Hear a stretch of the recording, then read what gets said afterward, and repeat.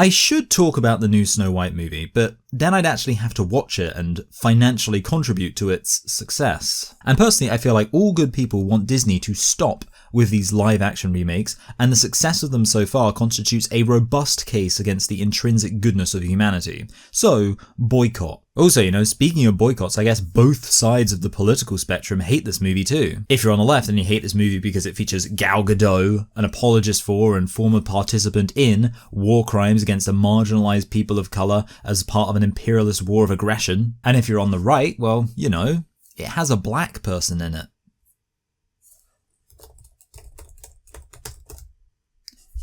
It has a Colombian person in it. Snow White? More like Blow White.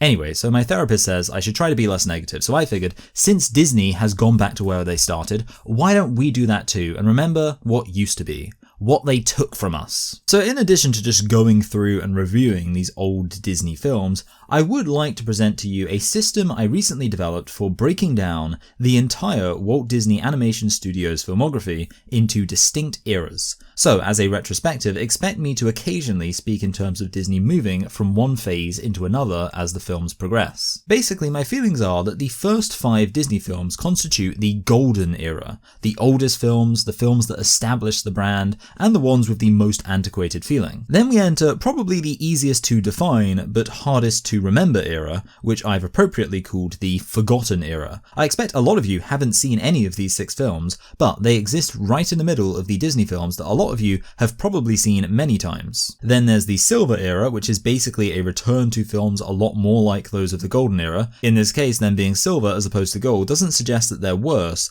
but just that they came later. Then there's another 6 films that bring us into the bronze era, and again, part of this is just that these films came later and we do see more indications of modernity. But my basic contention is that all 3 eras that make the podium, gold, silver and bronze, are all part of classic Disney. These are the films that a lot of us are probably missing right now. But then after this we get what I'd call the fading era, which weren't universally bad by any means, but was a period of decline from the fortunes of the company, and most people would probably accept that at least one of these films is genuinely not good. And you sort of have to accept that because the next era is universally acknowledged to be the Disney Renaissance. This is when they exploded out of the rut they were in with arguably their last hurrah of truly great films. And this could be divided into the true Renaissance era, which are films universally beloved by everyone, and then the later Renaissance where the films are still good but a little bit more modern and not quite as well remembered by most people. Now the final 2 eras cover a fair few more films, but that's because I feel like there's no meaningful subdivisions to be made beyond that. So next there's the 3D era, which starts with Disney's first ever 3D animated movie Dinosaur,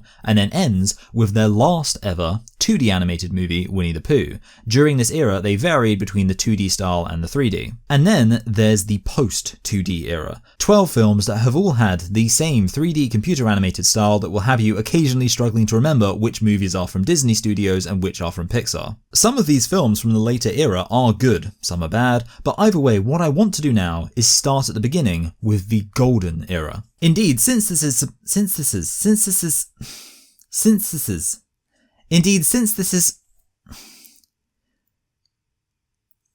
This is supposed to be a celebration of old Disney. We're only going to be looking at the older films prior to their decline, before the Renaissance era. If this video does well, we can look at their more modern animated stuff in a part 2. Make sure to do all the algorithm things, give the video a like, comment, subscribe, all that. And if you want me to ever review the live action remakes, you'd better hope this video goes viral, because I'm not subjecting myself to that crap unless I become a millionaire in the process. But again, we're not here to be negative, we're here to go back to the start, when Disney was good. The awesome thing about Disney films in particular is that I guarantee if you showed a little kid Snow White, and then Sleeping Beauty, and then The Little Mermaid, they would not be able to identify these films as being separated by decades. Yes, as an adult you can, but you have to remember that kids are idiots. And that's awesome, I wish I was still an idiot, life was much simpler back then. Thing is, even as an adult, I don't in any sense have to grade these films on a curve as if these early films had limitations to overcome, not present in more recent films. No, Snow White is just a good movie, and even while I can as an adult identify it clearly as the earliest film based on its presentation,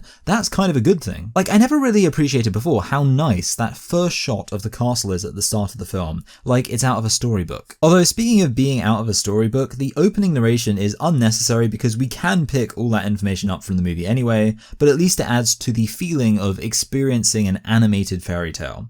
Anyway, let's talk about the titular character, Snow White. A criticism could be made that she's a bit underdeveloped, but I don't mind that because her being hot is literally the entire point of the film. Yeah, obviously there doesn't need to be a chemistry between her and the prince. Obviously the dwarves are immediately going to like her. She's certified magic mirror beautiful. And she is also endearing in her actions. The way she takes care of that little bird and makes friends with all the woodland creatures. I think her intensely positive energy contrasts perfectly with the queen, even if it makes her kind of naive. There is maybe a bit of a, I guess, sexist thing going on in the fact that the dwarves are lazy and messy, so thank God a woman came along to tidy up the house for them. But traditional roles did exist back then, and we can't blame the movie for depicting that. I don't imagine dwarves would be on a woke crusade to smash the patriarchy. They're manlets, so if anything, they'd be woman-hating incels. I do like the dwarves. Giving each of them a gimmick is not only a great way to speedrun characterizing them, but it also makes for some good character comedy in that the jokes kind of write themselves once we know who these different guys are. We know that Doc will mix up his words all the time. We know that Dopey will do stupid things and have lots of slapstick moments. We know that Sneezy will sneeze in inopportune scenarios. Also, I suddenly had a suspicion that I've now confirmed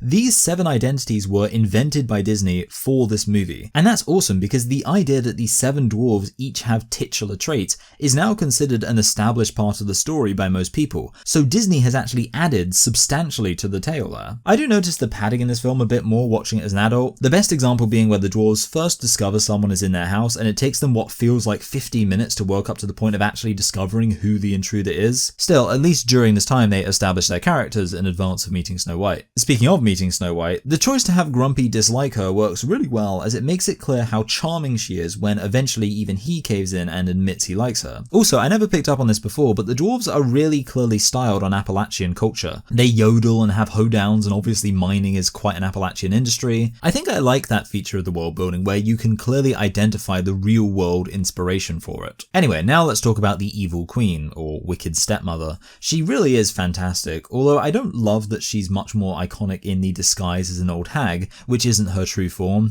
It feels thematic that she loses her beauty as part of an effort to destroy Snow White, but it could have been more thematic if her beautiful form was achieved through potions, and as such her frustration was that even all her magic couldn't make her more beautiful than the natural appearance of a good-hearted maiden. But yeah, this film does the scary pretty well, like when Snow White is running through the woods is a good example too. The big positive for the queen as a villain is that she really just loves being evil, like the way she laughs as she stares at the skeleton of one of her prior victims. All this leads up to the moment she actually poisons Snow White. I love the sense of excitement as the animals rush to tell the dwarves what's happening in the hope of rescuing her. The final climax is exhilarating. But what I really appreciate is just how sad it is when she's dead. They don't linger on it too much, but when you consider that these dwarves have just started to like her, and they tried their best to protect her, and now she's dead. That must be such a hard thing to experience. And this obviously makes the ending even more happy when the prince kisses her and brings her back to life. Like I say, I don't really care that there's no interpersonal chemistry between them that we see, because Snow White has already said she just dreams of a prince to come take her away, and the prince is just acting like any man would when encountering the most beautiful girl in the world. So yeah, of course they all live happily ever after. Middling 7 for this movie. Great story, great emotions, great animation, only a few mild criticisms. Now, one thing I haven't yet mentioned is that because for a lot of Disney movies, the songs are what people really remember, I will be at the end ranking all the songs from each film where appropriate. Now, just because I'm ranking these after giving my rating, it doesn't mean the songs are irrelevant to the rating, it's just that the positioning of the songs relative to each other is a separate issue. So with that said, here's my song ranking tier list. In last place, but still perfectly enjoyable, is the yodeling song. This is just a bit short and pointless.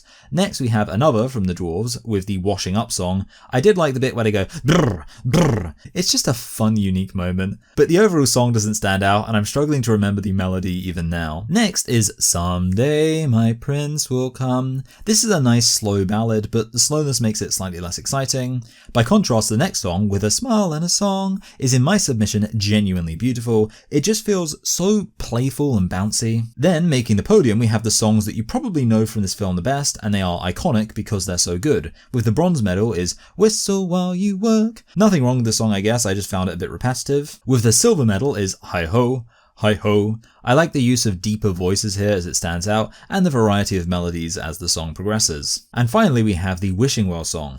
Not only does it establish the core motivation of Snow White, but it's also just a beautiful, simple request. She's wishing for the one she loves to find her today. There are a few more beautiful lyrics than that. So next was Pinocchio, and now as far as I'm concerned we're 100% at the point where these films haven't aged at all. Basically nothing distinguishes this film from the other Disney animated stuff made decades later. Here they even took the animation to bold new places with the underwater scene, and they ramped up the cute factor with the little kitten Figaro. But I will start off with my principal criticism of this film. When you think about it, the whole point of this movie is that Pinocchio is supposed to prove that he can be a good boy, and as such the challenge should be that he gives into temptation to do bad things.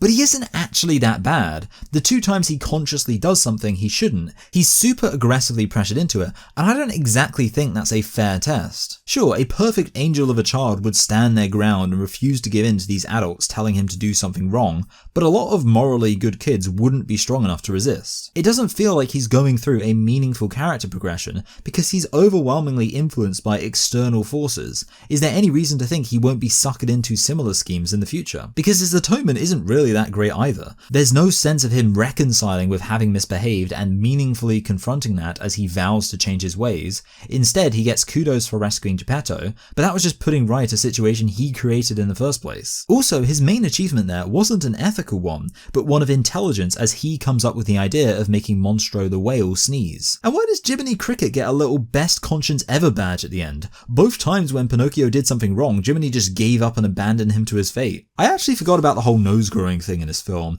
but when it happened I wasn't surprised I'd forgotten it because it's just one random scene and then isn't relevant to any of the rest of the plot. It might as well have not been there. So there's a lot of underdeveloped stuff in this film, and it doesn't work that great as a character exploration for any of its main characters. It does, however, work as a broader moralistic caution for potentially misbehaving kids. I mean, this film is hardcore. There's a real sense of peril. When Stromboli captures him, he threatens to chop him up as firewood, so that's effectively child murder right there. Who knows, maybe Pinocchio being magical would survive being chopped up and live to experience being burned alive. That might sound extreme, but the moment that shocks me every time I've watched this film is the Pleasure Island subplot. Yes, Pinocchio escapes, but no other child does. And what is their fate? A lifetime of hard labour, being held in perpetual slavery. One of them is shown being sent to the salt mines, and I can't imagine that's a pleasant experience. It's strongly implied even the children who can't talk are at least still conscious of what's happening to them. So this movie presents dozens of children experiencing a lifetime of hard labour, presumably abuse based on how I'd imagine work animals were treated at this time, and then they'll die early based on a donkey's short lifespan. Or maybe not, in which case that's actually much worse. Maybe these children will live another 60 to 70 years being, again, enslaved, performing some of the worst type of manual labour. I actually frequently get adverts on YouTube for a charity called the Donkey Sanctuary, and it just talks about how much abuse donkeys face even today. It's a real tragedy, and I wish that charity would spend more money fixing it instead of paying for me to see adverts about it every time I click on a video. I don't think there is a Disney villain who experiences a fate as bad as this, never mind characters who are relatively innocent. Also, isn't it strange that the first 2 parts of this movie are about kids being exploited in the entertainment industry, and then about kids being further exploited at somewhere called Pleasure Island? Makes you wonder if one of the writers wanted to call out how a lot of what happens in Hollywood nowadays was happening back then too. Anyway, the third threat of this film is Monstro the whale, and I must admit I found this kind of weak as a final antagonist because obviously whales don't have personalities. There was no satisfaction in Monstro being defeated. The pacing's a little strange, and I felt like we were just reaching the end of the first act, an hour into this hour-and-a-half movie, although what I'm really saying there is that the first hour didn't feel very long at all, just flew by. Anyway, I feel like I've mostly complained, which is terrible because this film still has a lot going for it. The story is obviously coherent and entertaining enough, the animation is really charming. I do like that the movie has a good message that kids shouldn't skip school or smoke cigars, I agree, and it even has a bit of edge, like Jiminy Cricket makes a joke about warming his butt, and then later on he checks out some sexy puppets. I also found it funny when there's a solid minute of cuckoo clocks going off announcing it's 9 o'clock, and then Geppetto says, "What time is it?" I'm still very comfortable giving this a positive rating, but when I consider that the entire film centers on Pinocchio's character, and that isn't actually very well handled, I can only give it a high 6. Now it's time for the ranking, and in this case I only counted 3 songs in this whole movie, and they were all towards the end. Indeed, spoiler alert, my rating of them corresponds inversely to their chronological order. So in last place with the bronze medal we have When You Wish Upon a Star. It's a nice song, but just a bit slow and short. Then with the silver we have Give a Little Whistle, which I mostly like due to the incorporation of that titular whistle. And of course at the top we have I've Got No Strings, which is an unambiguously, outrageously entertaining bop.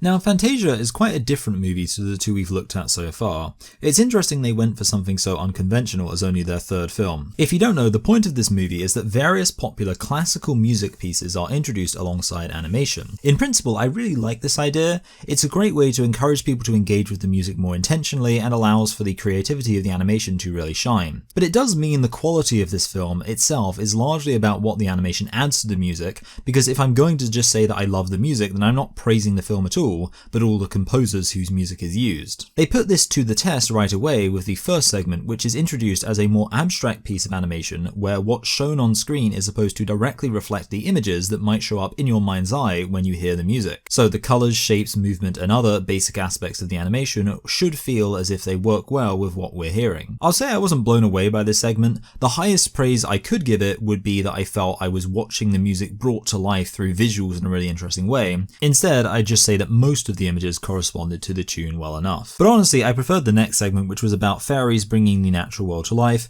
Here I actually found the movements corresponded to the music in a more satisfying way. And it was still pretty abstract in its presentation. Like at one point there's a flurry of leaves falling in sync with the music, and that really wasn't that different to the abstract shapes dancing across the screen in the previous segment. There are some other fun ways they engage with the music itself. At one point they do a similar abstract animation, but this time to a more comedic effect as the composer literally interacts with the soundtrack as we see the waveforms of various instruments. Speaking of interacting with an animation, there's a moment where the composer shakes hands with Mickey Mouse, and I don't know, is that the earliest example of animation and live action interacting in the same frame together? Also, when the composer is about to introduce a piece, one of the musicians drops his instrument, making for a slightly comedic tone. So you can see how there's a lot of ways that the style of presentation and the wraparounds of the orchestra really add something to the experience. Also, this film has an intermission, after which we open with some of the musicians just jamming and playing their instruments before the conductor shows up and brings some order to things. Anyway, speaking of order, let's talk about the 3 segments that have more of a narrative to them,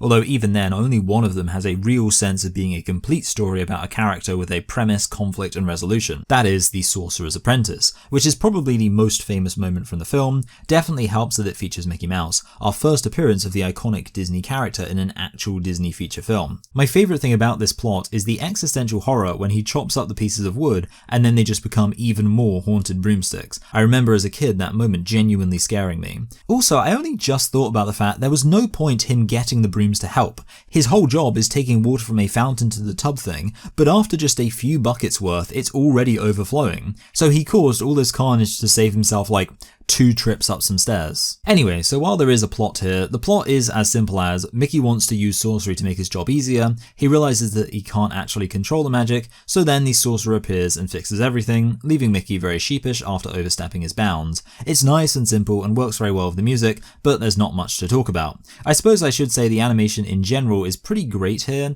Indeed, this represents a 3rd successive clear advancement in the animation so far with these films. Obviously, all the different segments make for very varied animation. For example, the early Life on Earth segment is sort of dark and murky with its presentation, which isn't as visually nice to look at, but it has a clear intent. There is also something quaint about seeing dinosaurs depicted in 1940. Based on how inaccurately dinosaurs were being depicted even 50 years later in Jurassic Park, it's kind of hard to believe that they had any idea what dinosaurs were like at all back then. Obviously, technically, this contains a lot of inaccuracies of the time. I'd also imagine a paleontologist could point out that some dinosaurs here didn't really coexist with other dinosaurs, but I'm not going to nitpick the scientific inaccuracy, even though maybe I should a bit because this doesn't have much of a plot, so beyond pure spectacle, its best function would be as an informational piece. Anyway, I've been speaking for a while, which is what was always going to happen if I let myself speak about each individual segment, so I'll just say that the Greek mythology and hippo ballet segments are also fine, good animation, good music, not much of a plot, but interesting to look at. The one thing I was really excited for was the final segment, which they introduced as being 2 pieces in competition, and I thought this could be incredible.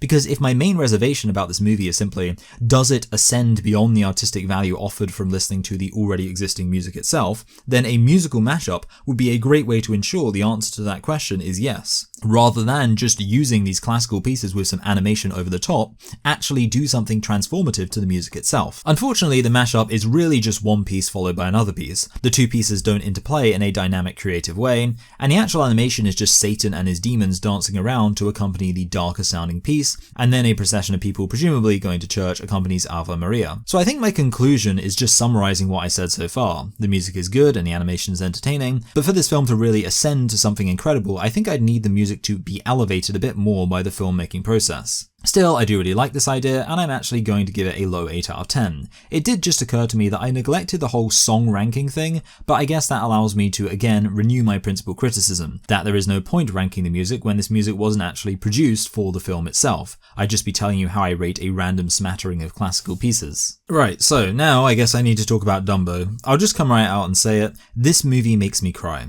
Every single time I've watched it as an adult, which has been 3 times, I've cried. I don't mean just my eyes have watered, I mean that I've sobbed. And of course, I'm mostly talking about the Baby My scene. I don't know if I can even explain the particulars of why it makes me cry, because one time I tried to do that to someone when they asked me what song makes me cry, and in just explaining the premise for the song, I got choked up and was unable to continue speaking. But this film in general is an emotional tour de force, a genuine masterclass in how to make an emotionally resonant movie. Because you can sort of break it down into 3 strong emotional sensations. The first would be cuteness. Baby Dumbo is just so damn cute. With his big ears and that scene where he's playing in the bath, I genuinely can't think of an animated character who brings as much joy to my heart as this baby elephant. There are some sad moments early on, like his mother being sad initially when she doesn't get her baby, and what almost kills me is that whenever people are making fun of Dumbo, he laughs with them, because he doesn't know what's going on. He's just a little baby guy, so all he recognizes is that people are laughing, so he joins in. He doesn't realize that they're mocking him.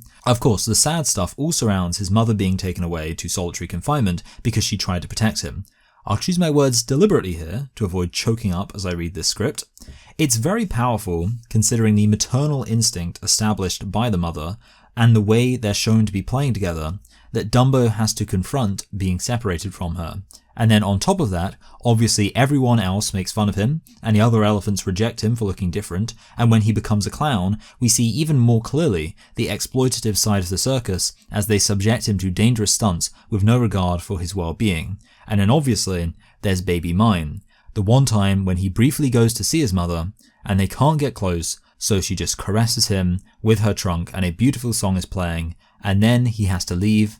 And I'm going to stop talking now because I don't think I can talk about this scene very much. Anyway, so fortunately the final emotional beat is how this film lands a happy ending. Basically things get better when Dumbo's new mouse friend shows up. A mouse is a very good choice of friend for him since mice also have big ears. Anyway, the mouse introduces a sense of agency and direction to the plot by pointing out that if Dumbo gets famous, then he can help his mother be free and basically make everything okay. But Dumbo fails in his first attempt at this, and while it's satisfying seeing all the mean elephants get injured, obviously it sets back the plan for Dumbo to be a big success. However, he's potentially quite successful as a clown. This is where I need to mention pink elephants. A lot of people say this scene is pointless, but I'd argue it serves a lot of key points. Firstly, it serves as a palate cleanser after Baby Mime. It's nice to have this silly over-the-top song to recover from weeping throughout the previous one.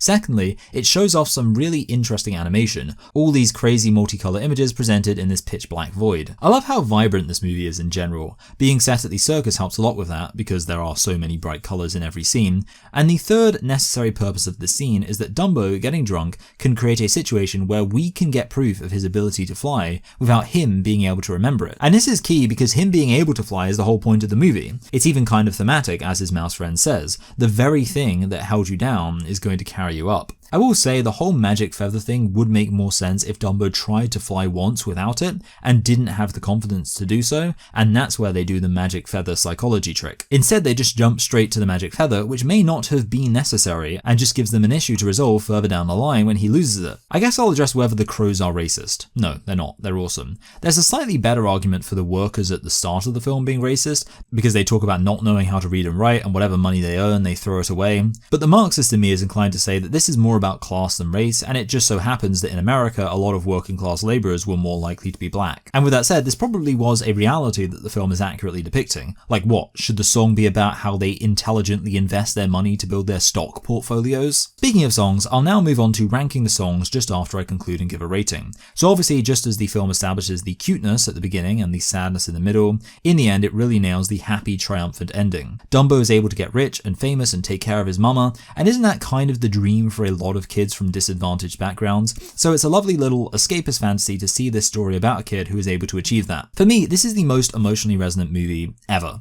I'm not aware of a single other film that affects me as deeply on an emotional level as this one. I think that emotional resonance is one of the key areas where a film can excel. So for the film that excels the most in that area, I've got to give it a high 9. Anyway, here are the rankings. In last place we have Look Out for Mr. Stork. Still a good song, but a bit short and just not that much of a bop.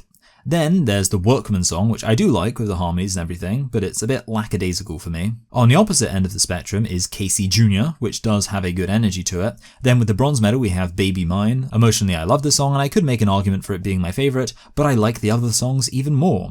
And with the silver is Elephant Fly. I love the melody here and I also like the wordplay in the lyricism. And then with the gold we have the biggest earworm of all these songs, and that's Pink Elephant. I just love everything about the song, the booming trumpets, the weird voices. Obviously the accompanying animation is great if we're including that in consideration. After this, I reviewed Bambi, and it's obviously very fitting that I'm reviewing this immediately after Dumbo. For one thing, the names are very similar. Sound off in the comments which mix up of the names you think is funnier, Bambo or Dumby. I'm team Dumby all the way personally. But the other similarity between them is that there's another sad moment featuring someone's mother. Indeed, while Dumbo's mum barely gets a mention when people talk about sad scenes, Bambi's mum's death is considered the quintessential scene that everyone cries at.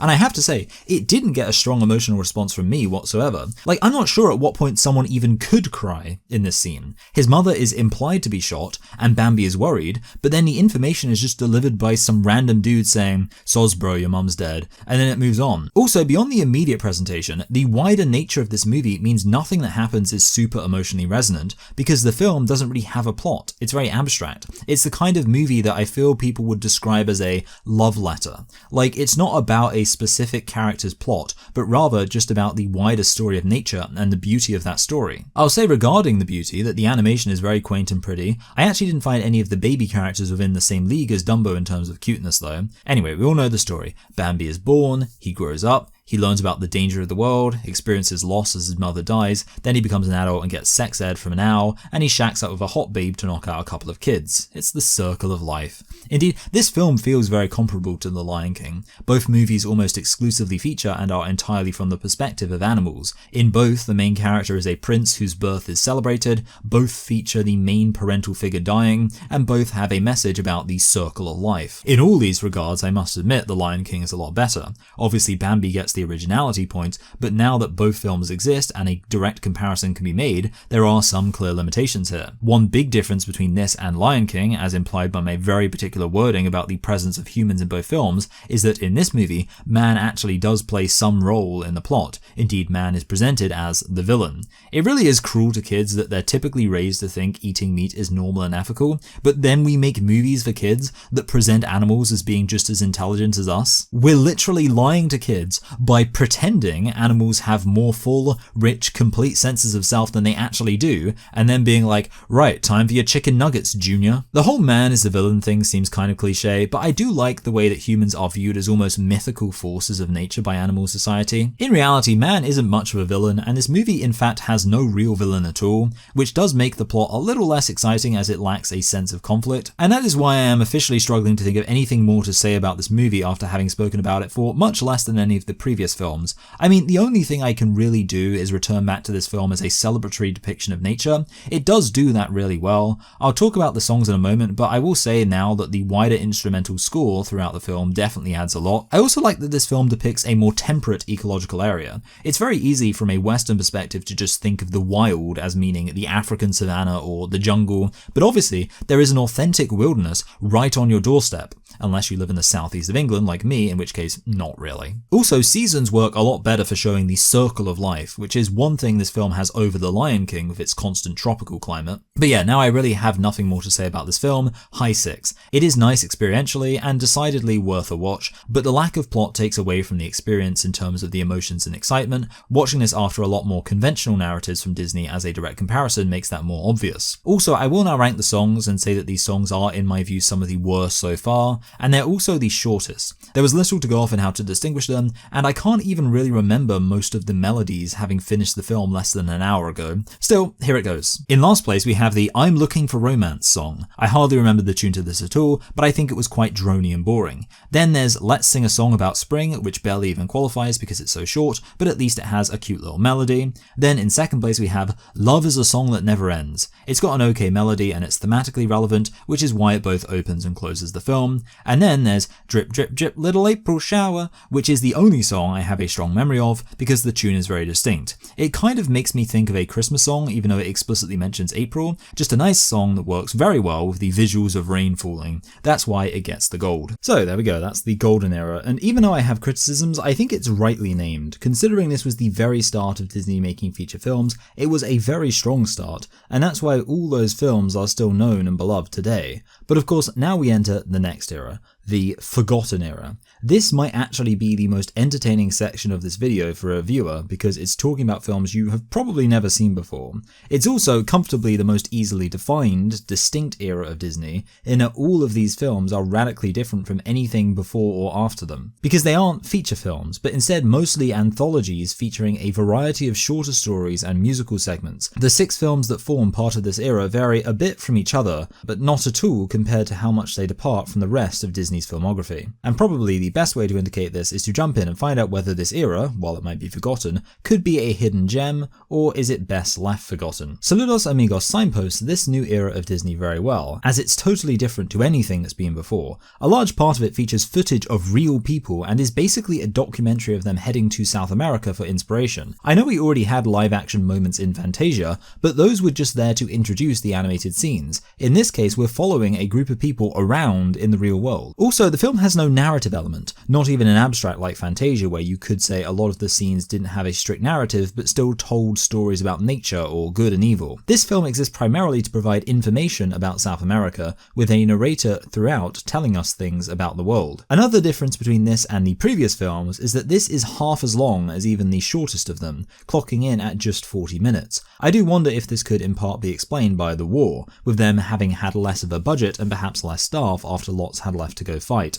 I do imagine the departure of this film from anything that feels like Disney in terms of style and content might make it feel out of place and therefore bad in the context of a Disney marathon. However, it leads to some more interesting choices with the animation when it shows up that do warrant praise. While Fantasia gave us our first appearance of Mickey Mouse, this film features no Mickey, but Donald Duck and Goofy. What's cool is the way they transition from live action to animated. At one point, for example, they show an artist sketching an animated figure, and then we actually see his sketch become animated. And another great animated segment is where we start off with Donald Duck in a scene that has just been roughly sketched in pencil or something, and then, as he starts interacting with things, the sketch slowly starts to flood with fully animated colour. That's awesome. So while this film isn't as animated, at least the animation that's there does something interesting we've not seen before in these films. Anyway, I guess I'll talk about the basic plot of the film. It starts in Lake Titicaca, where we learn about the Incas, and while at first this is just with live action footage, eventually we transition to animation. Based on the fact they travelled here to be inspired for their animation, I like to imagine someone came up with the idea for the Emperor's New Groove in this moment and then sat on the idea for 60 years. The main entertainment value here is just Donald Duck being subject to slapstick.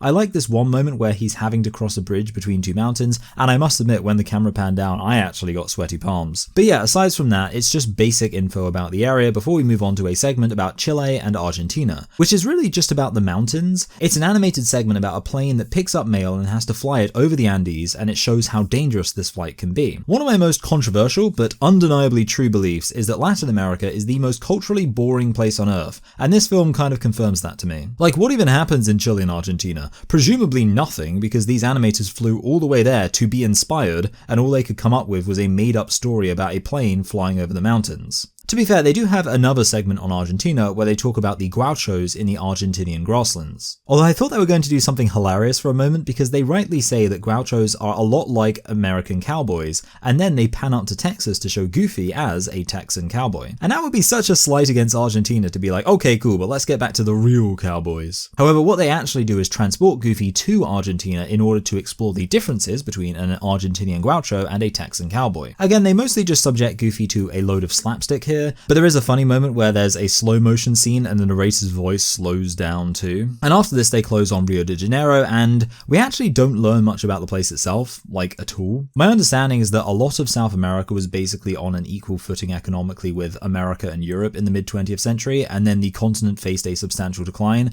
With that said, it was nice to see Rio represented as just another affluent city of the Western world, instead of how it's presented nowadays where it's most famous for the slums and crime. But yeah, I don't mean to insult Latin America when I say it's not that interesting, but that's just what happens when an entire continent was colonized almost entirely by just one country 400 years ago. In the UK, you have Stonehenge and Shakespeare's Globe and Hadrian's Wall, all very different types of monuments built by totally different cultures and separated by millennia in terms of when they were built. A tour of the rich cultural tapestry of South America is literally just like, well, this city was founded by the Spanish in 1742, but this city was founded by the Spanish in 1743. Wow, riveting stuff. So for me, as a documentary, I don't love this, but I do appreciate the unique animation style at some points, and also in that this film isn't very long, the entertainment value is more condensed, so I have to give it some kudos simply for not wasting my time. I was going to give it a low 6, but I think just because it's actually quite unique and entertaining for being as short as it is, I'll bump that up to a middling 6. And this film doesn't have any real songs except for one opening title song, so I won't be doing that ranking this time. If it was clear we were entering a new era based on how different Saludos Amigos was to Bambi before it, then that's reinforced by how similar the Three Caballeros is to Saludos Amigos. I mean, you can probably pick up the sense in which they're similar based on the title alone. They're both about Latin America. I guess that kind of makes sense given that the previous film was about the animators traveling to South America for inspiration. They're both sort of like documentaries, but this film has a much less clear focus and much more erratic structure. I guess the inspiration they got from the trip wasn't enough for a complete story, so they just chucked it all into a feature. I'll start with the biggest similarity, the travel documentary aspect. In this film, it's just Donald Duck doing all the traveling with some Latin American birds. So they go to Mexico City, and there is some genuinely interesting information about the legendary origins of Tenochtitlan. Then they sort of just hang out by the beach in Mexico, and Donald Duck tries to hook up with some fine Latina mamacitas, which is understandable. And then before that, they go to this place in Brazil called Bahia. And I've got to be honest, this moment really confused me because while I have heard of Bahia, I wasn't aware of it being an especially significant place from the perspective of a traveller. For the record, I am a geography nerd. I can name every capital city in Latin America and plenty of cities beyond that. I mean, really, when I say I'm a geography nerd, what I mean is that I've played strategy games before. So I'm not suggesting that I'd know the touristic value of every place in Latin America, since I've never played a tourism-based strategy game, but I have lived on planet Earth for a while, and I am quite a keen traveller, and I've never heard someone say, you need to go to Bahia in Brazil. Anyway, this doesn't really matter. My main issue is that both for Bahia and Mexico, the majority of the content is just them hanging out while people dance around them. That's it. The other documentary aspect is that initially they make you think this film will be about birds. Like at the start, Donald sets up a documentary where the voice is distractingly identifiable as the voice of Winnie the Pooh, and the documentary specifically says it's going to be about rare birds. So obviously my thought was that the Three Caballeros in the title would be 3 birds we'll be introduced to, perhaps in short narrative segments. And that's how the film starts off. We're introduced to Pablo, who is basically a Galapagos penguin, which fits with the Latin American theme. He starts off in Antarctica, where he isn't well suited because he doesn't like the cold. He tries to leave, but he struggles until he comes up with the idea of just slicing off a bit of ice and using that as a boat to sail north. And we get a bit of travel documentary stuff with lots of the cities along the west coast of the continent getting a shout out until he reaches the Galapagos Islands. There is an entertainingly stupid bit of nonsense animation physics here, where firstly the ice only melts when he's within sight of the Galapagos, and then when he gets in a bathtub to avoid sinking, he successfully bails out all the water to get it to start floating, even after it's fully submerged. And then water comes out through the plug, so he just jams a shower head in there and then uses the water coming out the shower head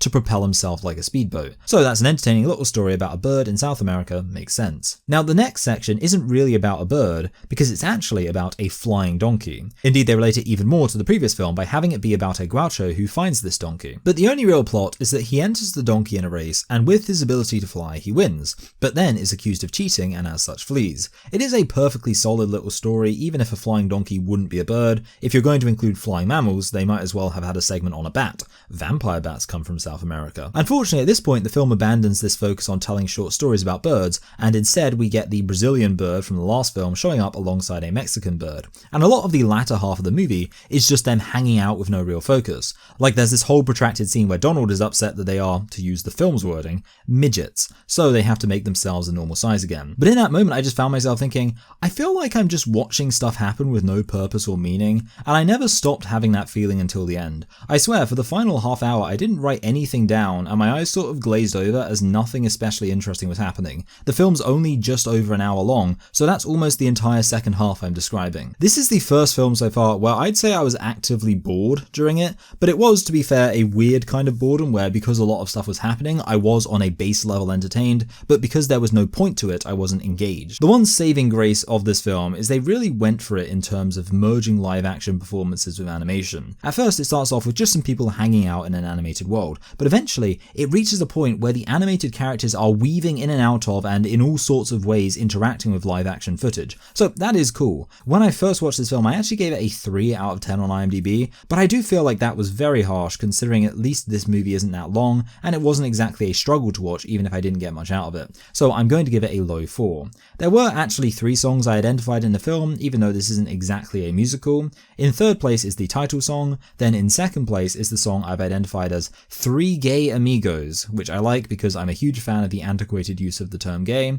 and then in the top spot is the song they sing in Bahia, but that's mostly just because it's so long that it automatically left more of an impression. Now after this we had Make Mine Music, and I have to admit that after a while these movies get a little draining in their throw everything at the wall style, this one especially in terms of taking notes, because usually I obviously like to take note of any particular plot developments in the movie, and of course a whole new plot starting would qualify. The issue is in this movie there are a dozen different segments, so half of my notes are just, now this segment has started. And because there are so many segments in a film that's just over an hour long, it feels like you don't really get much out of them. This issue is worse towards the beginning of the film with lots of little segments to accompany pieces of music. So first of all there is a quite nice chill segment that's just some shots of a blue bayou. Then there's another abstract musical moment with a bunch of teens hanging out and having a swinging party over a jazz instrumental. And then there's a segment that's just 2 silhouettes dancing together. Basically all just glorified music videos. And while the music is kind of nice and the focus on music makes sense considering the title, there's not much to get out of this in terms of it actually being a film. Anyway, aside from this, there are just 4 segments with moderately large plots.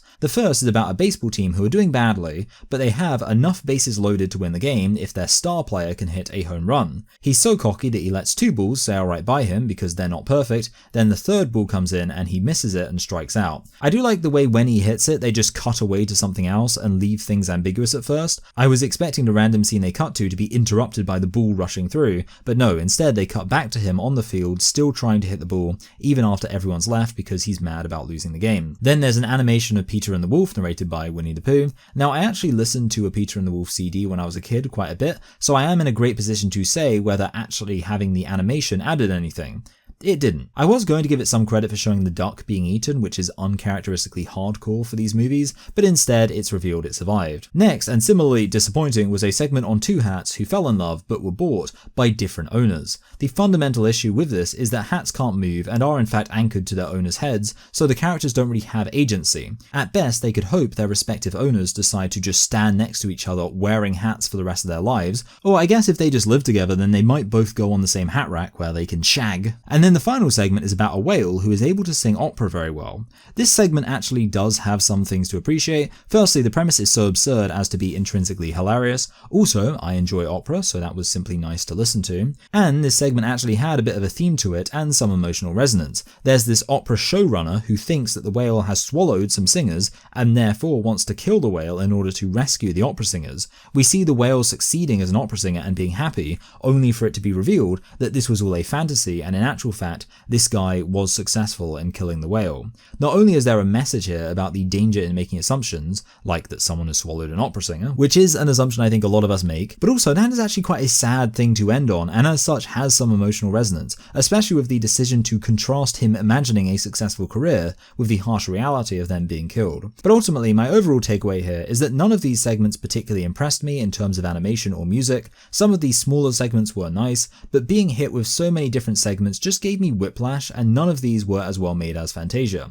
So for me, this is a middling 4. It's slightly more creative and interesting than the Three Caballeros, but it is possibly a little less original than that. Three Caballeros felt like its own thing, while this just feels like a worse version of Fantasia. Still, some of the music was reasonably good, so I'll now rank those. In 6th place we have the title song, which honestly I can barely remember. Then we have Johnny Fedora, which accompanied the Hat Romance song. This was performed by the Andrews Sisters and kind of just sounds like every other Andrews Sisters song. Then there's When I'm Without You, which is kind of slow but at least a bit emotional, still misses out on the podium. Then there's the jazz song accompanying that segment, which mostly gets a bronze just for being the first proper jazz song in these Disney films so far. Then there's Roll Along Blue Bayou, which is a nice chill song to accompany the beautiful images of the bayou at night. And finally, Two Silhouettes, which accompanies the segment about the animated, you guessed it, silhouettes. Honestly, I didn't love any of these songs, but this one was the closest to something I'd actually seek out and listen to just to enjoy listening to it. I mean, there's the opera and Prokofiev, which I would and have sought out just to listen to, but I don't count those as actual songs from this movie since, well, they weren't made for this movie. After this, I watched Fun and Fancy Free, which is still very much in keeping with the broader theme of this era of Disney films, but at this point we're getting slightly closer to a proper animated feature with there only being 2 segments here. And I'm actually going to start with the second part because it's an adaptation of a fairy tale, just like many other Disney movies. Specifically, it's a retelling of Jack and the Beanstalk with Mickey Mouse as Jack, and as such, the decision not to turn this into a full animated feature reminds you how intentional the decision was to go for this anthology format during this era. It would make sense for Disney to have adapted this famous fairy tale as a full movie just as much so as for Sleeping Beauty and Snow White, and they easily could have stretched this to fill up a whole movie. It has no songs at all, which they could have included. Also, the fact that in the giant realm the main characters are all tiny means they could have padded out the plot with some exciting encounters with other giant creatures, a bit like how you can infinitely pad out King Kong by just having them encounter more monsters on the island. I should also mention that this segment features a clip that was kind of viral on YouTube, where during the famine that sets up the premise of the story,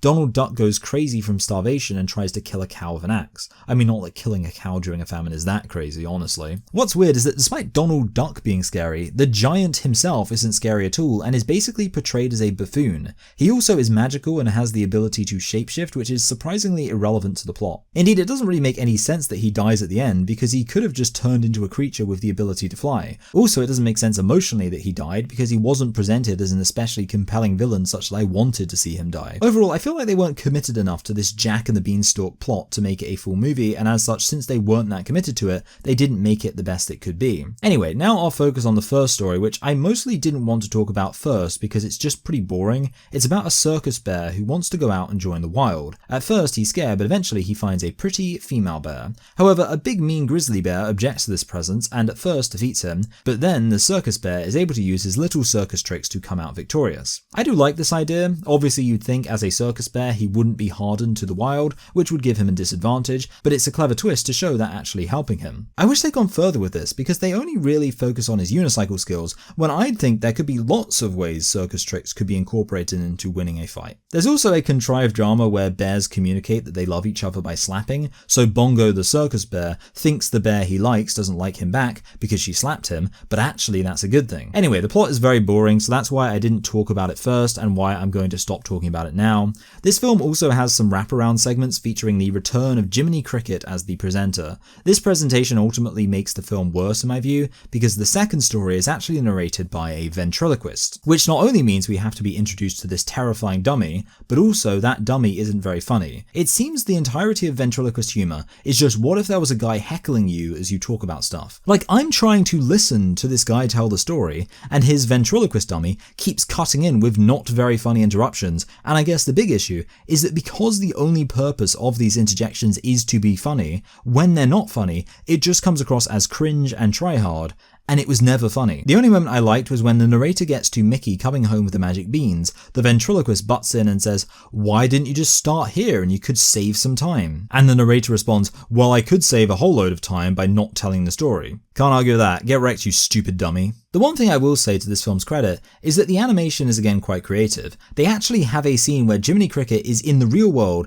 and he picks up and drinks a glass of wine. I'm not sure how they were able to make him do that, considering that's an animated character substantially interacting with the real world. Also at the end, the giant shows up at the house when the narrator is telling the story and rips the roof off, which looked pretty impressive. However, beyond these showy moments of animated characters interacting with real world footage, the animation here wasn't anything special. As such, I think I'll give this a high 4. There's enough stuff I actively dislike and decisions I disapprove of that I'd say it's worse than average, but obviously it still has some entertainment value and it's by no means offensively bad. Anyway, so only 4 songs here, but since most of the songs are quite forgettable from this entire era, and I actually can't even remember any of these songs having just finished the movie only an hour or so ago, I'll literally just list them off. In 4th place is the Countryside song, in 3rd place is the song Bears Like to Say Love with a Slap, in 2nd place is the title song Fun and Fancy Free, and in 1st place is Too Good to Be True. After this, I watched Melody Time, which as you can probably infer from the title is another musical anthology film. This film did admittedly have me wondering whether it was fair for me to regard Fantasia as something fundamentally different from the films from the Forgotten era, because I do. In my head, Fantasia is thoroughly enjoyable and a classic, while as you can probably tell by the consistent slump in ratings for these films, I don't share that sentiment here. I think the big difference is that with Fantasia there's a sense of occasion to it, with all the orchestra having shown up, and the score being this grandiose classical music, also just the fact it stands alone with 2 regular feature films either side of it. This film on the other hand isn't especially different from the last few films we've looked at. Again, it has a load of smaller segments and just a couple of larger segments. Somewhat arbitrarily, I'll address the larger segments first, just because in Make Mine Music I address the short segments first. Now the first is the story of Johnny Appleseed, which is of course a well-known tall tale, although admittedly it's quite a short story to explain. A guy plants a load of apple seeds, but they draw it out a bit by having him sing a song, and then we see him plan out his trip and make friends with all the animals out in the wilderness. They just give it a little filler basically. And I especially enjoy the ending to this segment where he dies and he's enticed to go to heaven when he's told he's needed to plant apple seeds there. Very cute. Now the next large story that they close the movie with is about this cowboy called Pecos Bill. It starts off a lot like Jungle Book with him getting separated from the wagon train in Texas and being raised by coyotes,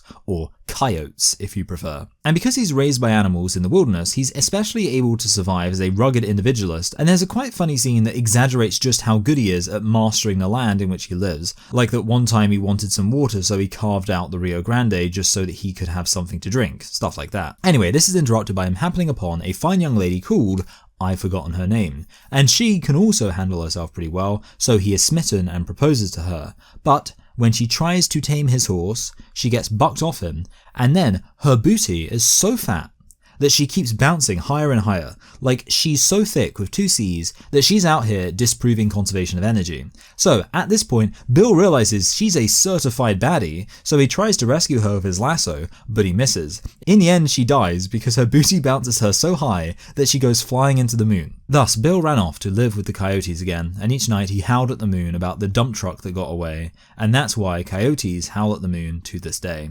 Honestly, when I think about it, the fact that they end the movie on that note is so ridiculous that I kind of love it, and then Make Mine Music ended with that opera singing whale. They really like ending these on a crazy note, don't they? So I feel a bit ridiculous circling back round to the smaller segments after all that, but here's a brief roundup of them. There's a segment of 2 couples skating at wintertime. She initially rebuffs him when he makes a move, but then the ice starts breaking and he rescues her, so she realizes she loves him again. My favourite moment is when they go under a covered bridge, and then when they emerge from the dark, he has a big lipstick stain on him. A cute way to imply romance without getting an X rating by showing an actual kiss. Then there's a bumblebee who's trying to survive flying around an orchestra as they're playing jazz, so he's almost getting hit by percussion and blown around by trumpets, things like that. Then there's a tugboat who's so incompetent that he somehow manages to tug an ocean liner so hard that it crashes into New York City and presumably kills hundreds of people. So he's punished by being exiled from New York, but when he's out in the ocean he discovers a ship that's sinking in a storm. So he tugs them to safety and thereby apparently atones for his errors, even though his ability to tug ships away from the ocean was never really in question.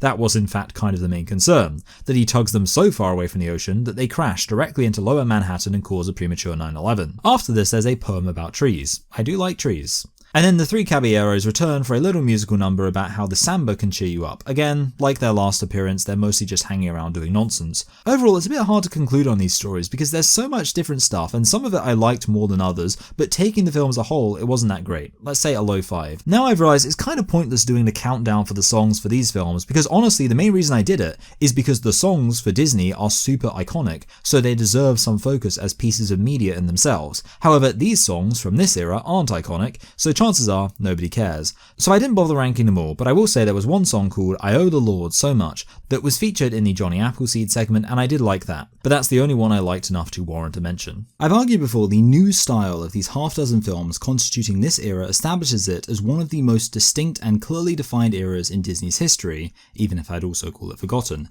I think what makes it all the more clear that this was a specific era that became established as a new direction for Disney is that it ended with a film that sort of winds down this style, because most of these films have been pretty hectic with short segments and long segments and musical interludes and substantial framing devices for how and why these stories are being told. And obviously this contrasts with the Disney films before and after this era where, with the exception of Fantasia, there's only one story with a minimal framing device, perhaps just taking the form of someone opening a storybook. And that's why I say that it's as if this film, The Adventures of Ichabod and Mr. Toad, is slowly easing back into that style, because here the framing device is also just a tour of a library where books are picked out to be read. Also, the narrator is Bing Crosby, which I do love because he always gives me cozy old-timey vibes. But obviously the main point here is that this film just tells two stories. This isn't like Melody Time or Fun and Fancy Free where the name gives the impression it's a complete free-for-all of random segments. No, here we just have two stories clearly identified in the title, and that's where the entire focus of the film lies.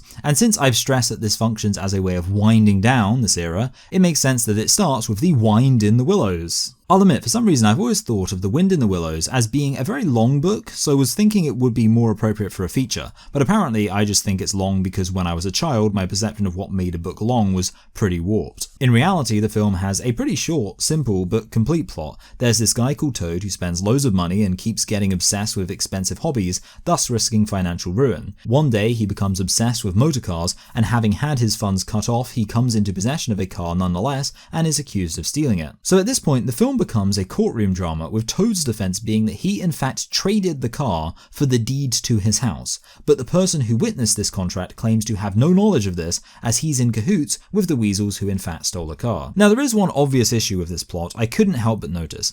Obviously, based on the dishonest testimony of this collaborator, Toad is sent to prison, but the way he's exonerated is that somebody uncovers that the weasels are now living in Toad's old house. The issue is, shouldn't that be obvious? Like, Toad's argument is that he traded the deed to his house for the car, and as such he didn't steal it. But the end game for the weasels here is that they get to live in Toad's house based on the fact they have the deed. So you might notice that plot makes no sense, because any way that the weasels could possibly prove that they own the house would prove that Toad's story is accurate. So the ending isn't that satisfying because the conclusion is way too obvious. Toad is saying that the weasels framed him so they could live in his house. Might be a good idea to check whether the weasels are living in his house. Not exactly an unfalsifiable claim. Speaking of things I found unsatisfying about the film, they could have made this the length of a feature by addressing two key things. The first is that they never really explain why people like Toad. It would be good if they maybe had an extra scene just to show Toad being something other than a nuisance or liability, so we can feel for him a bit more. And on this note, they never address the initial problem, which is that he's hemorrhaging money. The original conflict was that Badger was trying to keep all the debt collectors off Toad's back, while Toad was spending huge amounts of money on his hobbies. They have one scene of him in prison maybe coming to terms with the fact that he's behaved foolishly, and you think he might undergo some sort of character arc, but then he ends up just escaping anyway, and at the end of the film, we see him flying a plane around. I get that it's a funny, light-hearted note to end the film on, but it also means you're explicitly not resolving the initial conflict. Anyway, speaking of the main conflict, I thought there was one more missed opportunity. See, when they're fighting with the weasels for the deed so they can prove Toad's story right, Toad decides to confuse things by throwing out a load of random sheets of paper.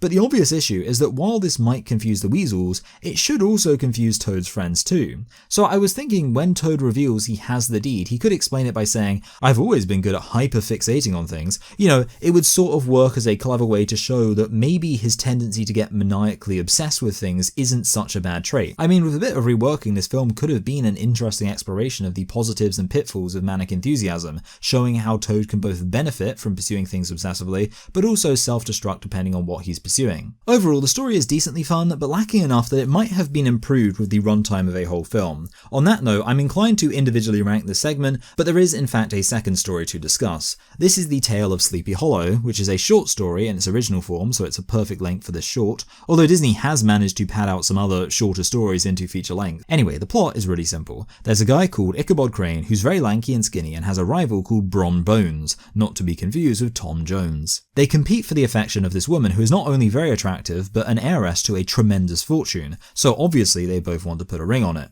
Ichabod appears to be winning, but Brom is able to defeat him by telling him the story of the Headless Horseman, which scares him, especially when he then gets chased by that same horseman. There are two unique things about this. Firstly, this is the only Disney film I'm aware of that actually features anything close to horror content. This would make for appropriate Halloween viewing. Also, on the assumption this is in fact Brom trying to trick Ichabod and scare him away, it's a bit funny that he wildly swings a sword at him, because at that point he's just doing attempted murder, which is a step up from just trying to scare him. Anyway, the other way this is quite different from your typical story is that the main character basically loses in the end. Ichabod is clearly the character we are meant to identify with, and this other guy, Brom, is more of a Gaston character. But in the end, Brom comes away with the win and ends up marrying the woman they were competing for. Meanwhile, Ichabod just runs away in defeat. They do at least here make it clear that Ichabod actually survived, which is different from the original story, I believe. Anyway, for me, these are both solid stories, and I do enjoy the unique tone of the latter. Still, I think both stories feel kind of underdeveloped, and I don't think I like this as much as Pinocchio, so I'm going to give it a middling 6, but still a decidedly more positive rating than the other films from this era. And since, as I've said several times now, this film is kind of transitional between the Forgotten Era and a return to the classic Disney style, that this film ranks better than those before it shows that this transition was a decidedly good idea. See, a lot of people talk about the Disney Renaissance. Like I said at the start, while most of these eras are my own invention, the Disney Renaissance and when it started is something everyone agrees on. After all, it saved Disney, right? I mean, Disney was circling the drain, and then along comes Little Mermaid and suddenly everything's alright. And maybe that's true from a financial perspective. I don't know how Disney was doing in the late 80s, and I certainly don't know how they were doing in the late 40s. But what I will say is that, in retrospect, the decision to return back to that classic Disney style of making feature films adapting a singular children's story was momentous. I mean, having just reviewed every film from the Forgotten Era, I can't fully imagine the alternative universe where Disney keeps making films like that, but it wouldn't have been a bright one for them. It really truly matters that someone looked at Disney's last 6 films and said, you know what, we need to go back to where we started, and that was the beginning of a new, revived era. So let's actually talk about Cinderella. I've never noticed before, but it's really interesting how similar this movie is to Snow White. Not only does that give us an interesting point of contrast, but it further evidences my contention that the release of this film was a back to the drawing board moment for Disney. And whether they realised that or not, they chose to release a film with a story very similar to their first ever feature. A wicked stepmother in a one-way rivalry with her beautiful stepdaughter who ends up marrying a prince. However, the difference in this film, and what makes it better, is that it is much more subtle. The wicked stepmother doesn't want to kill Cinderella, indeed she tries to make her life worse in a way that she frames as justified. This makes her feel more evil than the Queen from Snow White, because we can actually see her operating on a deeper level and get a fuller impression of her character. The other big difference is that this film has way more characters, and again, this is a big positive. You have the ugly stepsisters, who are just as cruel, but in a way that comes across as more ignorant because they've been spoiled and are just deeply entitled. Again, it makes the stepmother more interesting as we can see that she'd rather egg on her daughters than get her hands dirty herself. Aside from that though, the other extra characters are all lovely additions. Obviously Snow White also has helpful animals, and in both films it's satisfying watching the animals go about their work, but in this one the mice can talk and have personalities. Obviously everyone loves Gus because he's just a fat little guy, it's adorable, and I felt so bad for him when all the chickens ate his food. And then there's the dog and the cat who have their own thing going on. The cat is another sort of evil character, but honestly I feel like you can't blame a cat for wanting to eat mice, that's just what they do. But then beyond that, I love the prince's father and his assistant. If you've seen the film, you won't need me to tell you that they're the comedic highlights. Also, while I'm talking about the palace, I'll just say, something that struck me watching this time is how insanely huge all the interior spaces of the castle seem. It almost feels mystical, transcendent, and even heavenly to just see Cinderella walking through these expansive hallways and in this giant ballroom. Anyway, with all these developed secondary characters, what's kind of crazy is that the prince himself has no personality at all. We barely even get a line from him. I don't know if this bothers me too much. I think love at first sight is a very fairy tale idea, and an extension of that is it doesn't matter how they relate to each other on a personal level. I mean, it is a weakness in contrast to a romantic film where you really get to know the characters,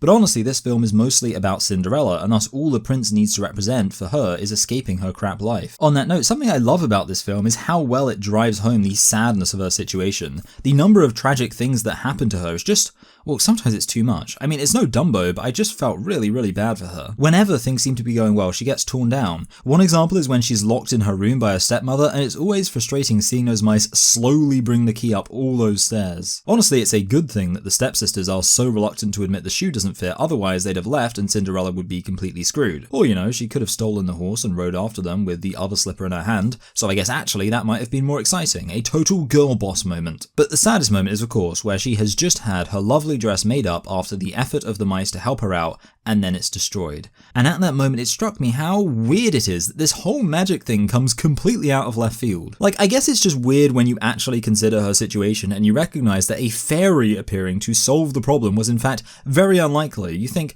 blimey, that was bloody convenient. I mean, I know that all these movies have some level of magic in them, but, well, isn't that magic usually established right at the start? In Snow White there's the magic mirror, in Sleeping Beauty there's Maleficent as an evil sorceress, in Beauty and the Beast there's the curse. Immediately we see that magic is part of this world. But in this movie, aside from mice being able to talk, which I'm not counting as magic, it's a very naturalistic world. For the entire first half, every challenge and every apparent solution to those challenges involve normal human means, and mice means. But mice are still real-world creatures even if these ones are smarter than usual. So with that said, it's kind of ridiculous that the ultimate plot entirely hinges on the sudden appearance of magic halfway through. I'm not necessarily saying this is a huge flaw because it ruins the stakes or something. I accept that these stories are intrinsically magical, but it's just when you really think about it, the insane luck of magic happening to exist for Cinderella at this exact moment sort of overshadows anything else. And it is quite convenient that the slipper manages to survive, but I do always love the moment where the stepmother shatters the slipper and seems to ruin things for Cinderella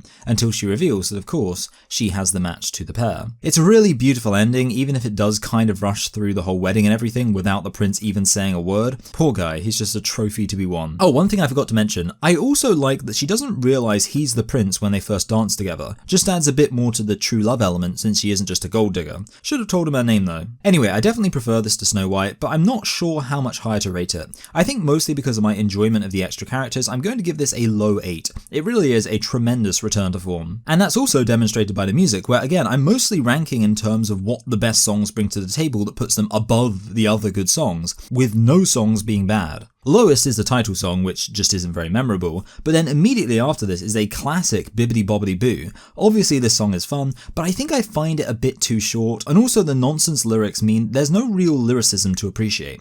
Next is Cinderella, which I do enjoy the tempo of, but again, it's quite short and I find the mice voices kind of annoying. If you enjoy Night Court, you're less than human in my view. Not that this is quite that annoying. With the Bronze Medal is Sing Sweet Nightingale. What elevates this song a lot is the use of harmonies as various reflections of Cinderella in the bubble sing different parts of the song, heavenly. In second place is So This Is Love, an absolutely beautiful love song. But in first place is A Dream Is a Wish. I just love the lyrics of this. I think they communicate such a wonderful sentiment, and the overall feel of the song works perfectly with that sentiment. So next comes Alice in Wonderland, and you could actually make an argument for this being a little bit like some of the wacky anthology movies from the Forgotten era. After all, most of what happens feels totally unrelated to what happened before it. But firstly, I prefer the overarching plot they have here, and Alice's growing frustration with everything as she progresses from wishing she lived in a fantasy land to wanting to get away from it ASAP. But most of all, I love how they just commit to the absurdity of this story. It's endlessly entertaining just because of all the nonsense that's happening.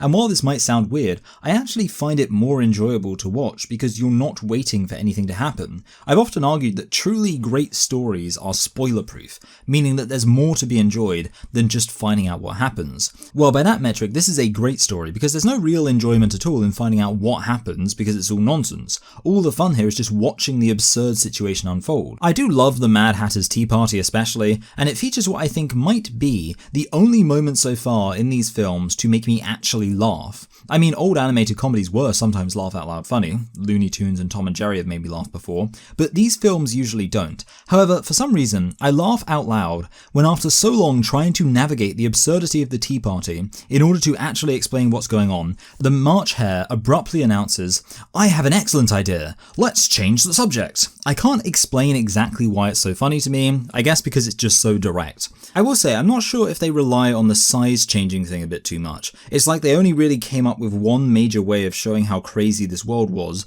just that various things make you either really small or really big. I mean, obviously there are lots of other weird moments, but nothing that feels super transcendent in how otherworldly it gets. The last 20 minutes are where the vaguest semblance of a plot emerges as we meet the Mad Queen. I really like the way everything around her has to be made perfect or else she'll kill people. This kind of feels like it would make for a great parody of somewhere like North Korea, where there's a perception that everything has to be made perfect to appease a capricious leader. But I guess there have been even more apt examples of insane emperors and kings that this is parodying. I mean, people are killed pretty callously in this movie. Not on camera, but they're taken away to have their heads chopped off. And those baby oysters all get eaten? This film takes no prisoners. Something about the way that everyone just cheers when people get sentenced to be executed for no reason feels really interesting. I also love the final trial and the way that everyone keeps saying nonsense while the Queen declares everything to be important evidence. Oh, and the callback to the Unbirthday song works fantastically and also made me laugh. It feels like this film could be seen as evocative of some kind of point. As I've already suggested, it functions as a commentary on autocratic governments, but also their complete disregard for the notion of truth or logic could be seen as a critique of postmodernism. I don't think the film itself really does much to substantiate those interpretations beyond just being silly, but it's there to be interpreted. Its main strength is just that it's a wild time, and that makes it highly rewatchable. Still, I mean, I don't know, it doesn't have much of a plot, in case you can't tell. Also, I'm struggling to talk about it that much. I think I'll give it a low 8 because I am actually quite a fan of absurdist films in general, so this is quite to my taste. I'll say though that the music isn't that great here, which knocks it down. Again, in lowest is the title music, then the next is In My World, then The Walrus and the Carpenter, then Golden Afternoon, then Very Good Advice. Have you noticed so far these are all in chronological order? But in the top spot is A Very Merry Unbirthday to You. Pretty easy choice, it's the only song I properly remember the melody to. Also, the callback to it, as I already said, is very funny. After Alice in Wonderland, Peter Pan is much more focused around the plot. Indeed, this is another moment where I think it'd be appropriate to just stop and appreciate how far we've come. I mean, I know that basically right from the start I've been saying that the films from the late 30s aren't that easy to distinguish from those films from the 90s. Well, now we're only in the early 50s, just over 10 years later, and, well, at this point these films don't feel at all old to me in terms of production value. I mean, at the end we have a dynamic fight between all the Lost Boys and the pirates, and it's actually exciting. But obviously this film is also pretty funny, not laugh out loud funny, but it has a lot of stupid moments. Everything with Shmee and Captain Hook and the crocodile is all hilarious. Side note, I went to see a Christmas pantomime last Christmas, and the line that has been stuck in my head is that Captain Hook said, "Where are my buccaneers?" And Shmee replied, "They're either side of your head and there's no need to swear." S-tier joke. Hook getting messed around and dunked on throughout the entire plot doesn't exactly make him an intimidating villain, but it does make him entertaining. He shoots people in cold blood, which is quite intense, but he actually kills more of his own men than he does any of his enemies. I do quite like the way he is able to get the advantage over Peter Pan by manipulating Tinkerbell though. It shows a real moment of intelligence. But goodness me, the portrayal of women in this film is something else, it has to be said. I mean, part of the issue is I guess that Peter Pan is just a total pimp.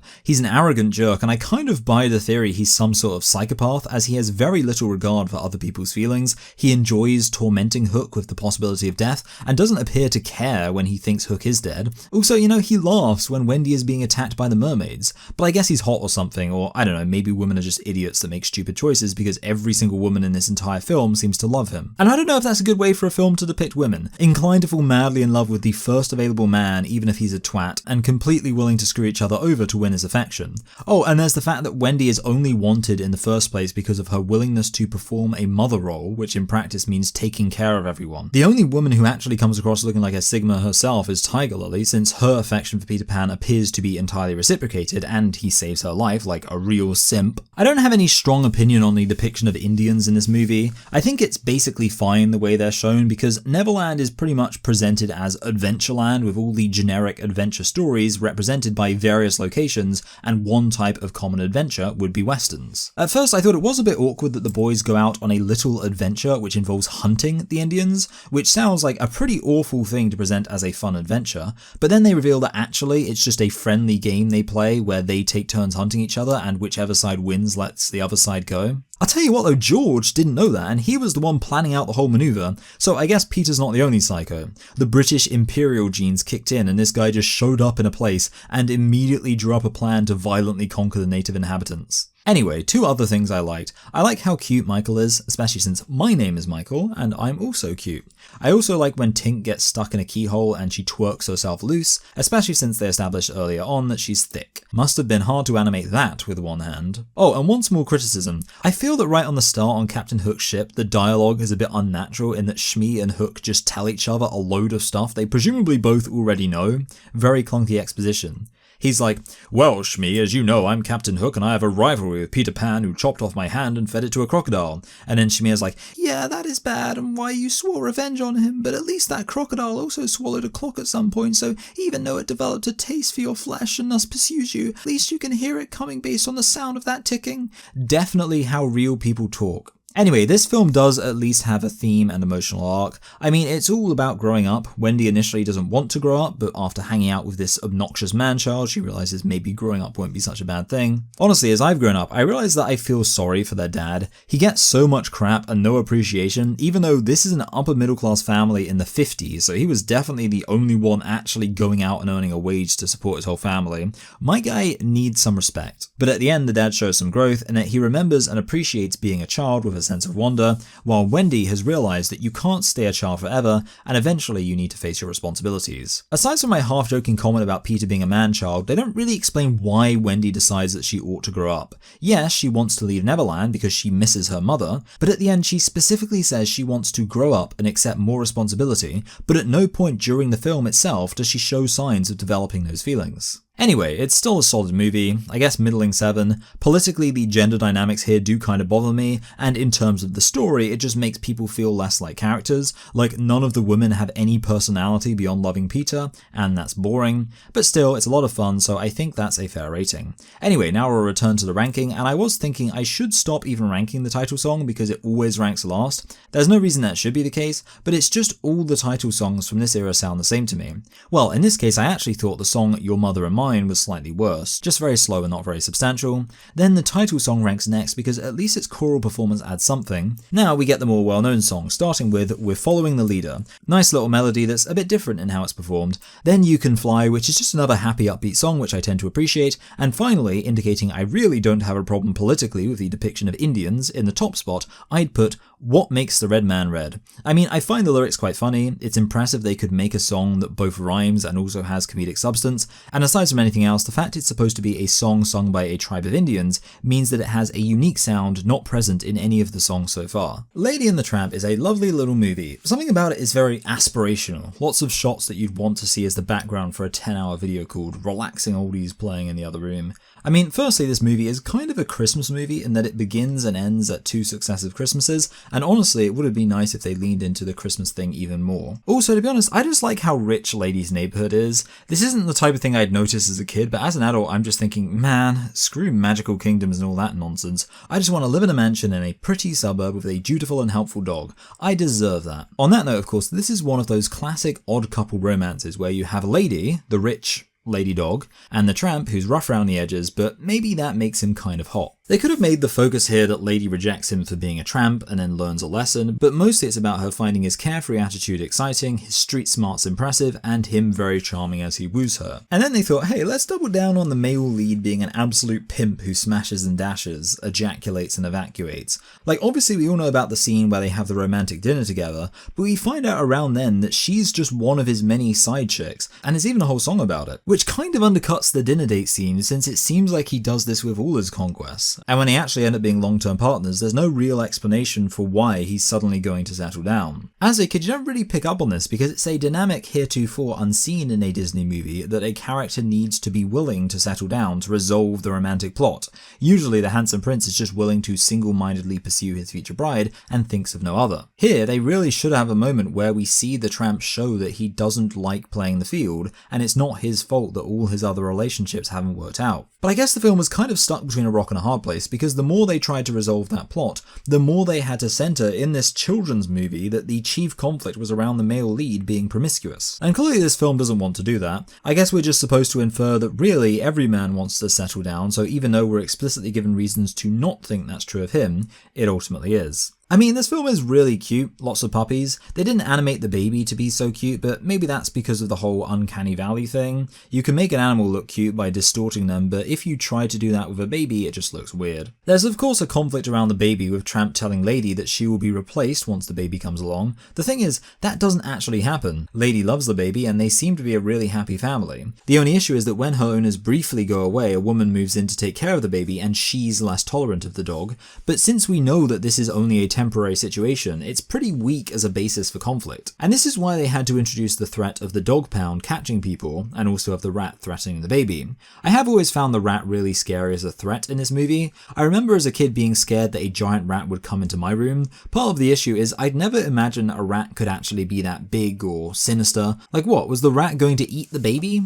Imagine living in a super nice neighborhood like these guys do and then having to tell people that a giant rat ate your baby. Anyway, so killing the rat is pretty easy, which means the big threat is that the tramp is taken to be put down, and this actually got me mad hyped. I like Lady's two friends, and seeing them chase down the wagon to rescue Tramp had me on the edge of my seat, especially when the big dog proves that he still has his sense of smell. On that note, obviously there's a moment where it seemed like he died, but it turns out he's just injured. If he had died, it would have been sad, but I think I'd have appreciated the emotional weight that added to the movie instead of them going for the entirely happy ending. At least we do get some tension with a nameless dog actually shown being taken away to be put down. Also, I don't know where else to mention this, but I assume this is set in the 50s. At one point, her owners go out to get Chinese food, and I just really struggle imagining people in the 50s eating Chinese food. In my head, it was all just eating cheeseburgers at the diner, and ethnic food didn't come along until the 70s. Anyway, I'm a bit worried that what I've done here is explain in elaborate detail the various aspects of the plot, but not really done a good review in terms of making my overall assessment very clear.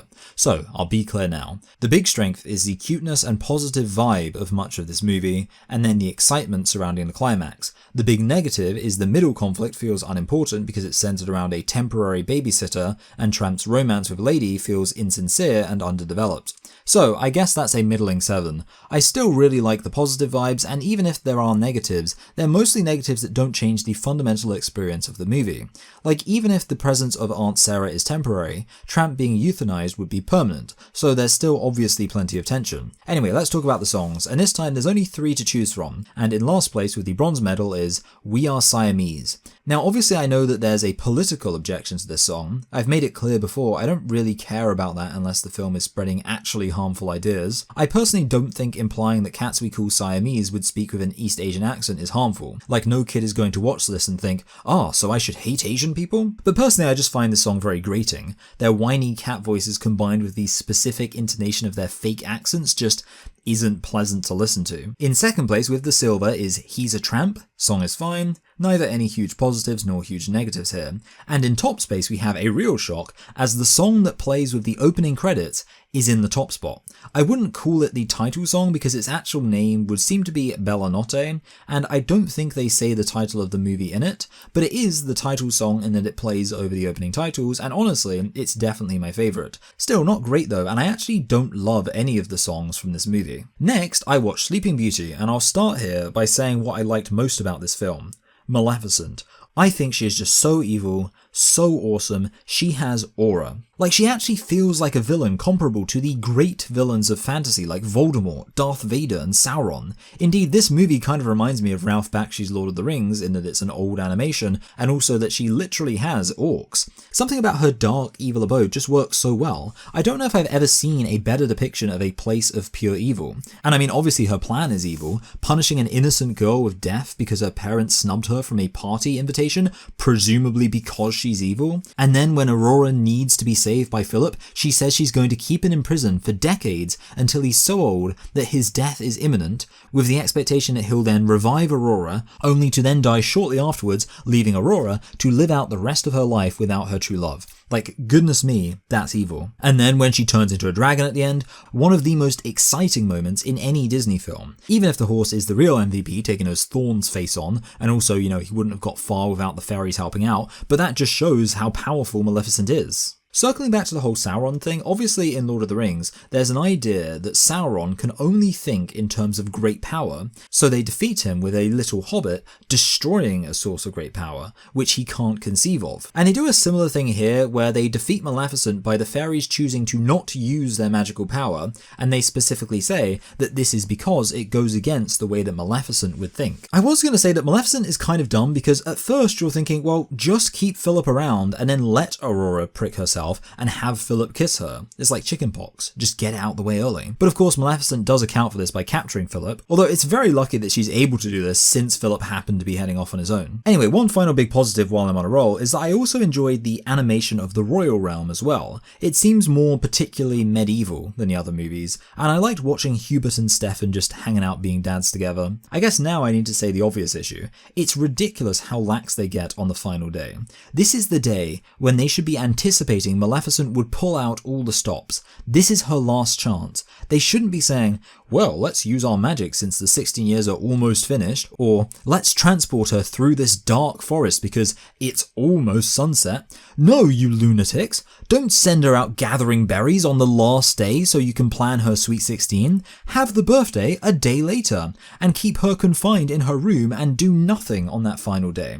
I'm not even sure if they needed to take her away as a baby. We're told she'll grow up a bit before this happens according to Maleficent's curse. They decide to be super cautious by putting her in hiding years earlier than necessary, but then they can't wait to the final day? It's also very stupid that on this last day they suddenly decide they can't do anything without magic, as if this is the first challenge they've faced as fairies. So when they were raising a newborn baby, having only just started not using their magic, that was, I guess, fine. They powered through that, but now it's 16 years later and they still don't know that you're not supposed to throw eggs in a dish, shells intact? So these 16 years that they've presumably had access to eggs and have had to make 3 meals a day for Aurora, they never learned how to make eggs? So what did they learn? She's lucky she didn't die of malnutrition. And obviously she actually gets uncovered because even though they realize using magic is dangerous, they decide to use huge amounts of magic in an argument they're having over something as trivial as the color of a dress they're making. Also, Aurora is kind of an inactive protagonist. You know, she's kept in the dark for almost the whole movie,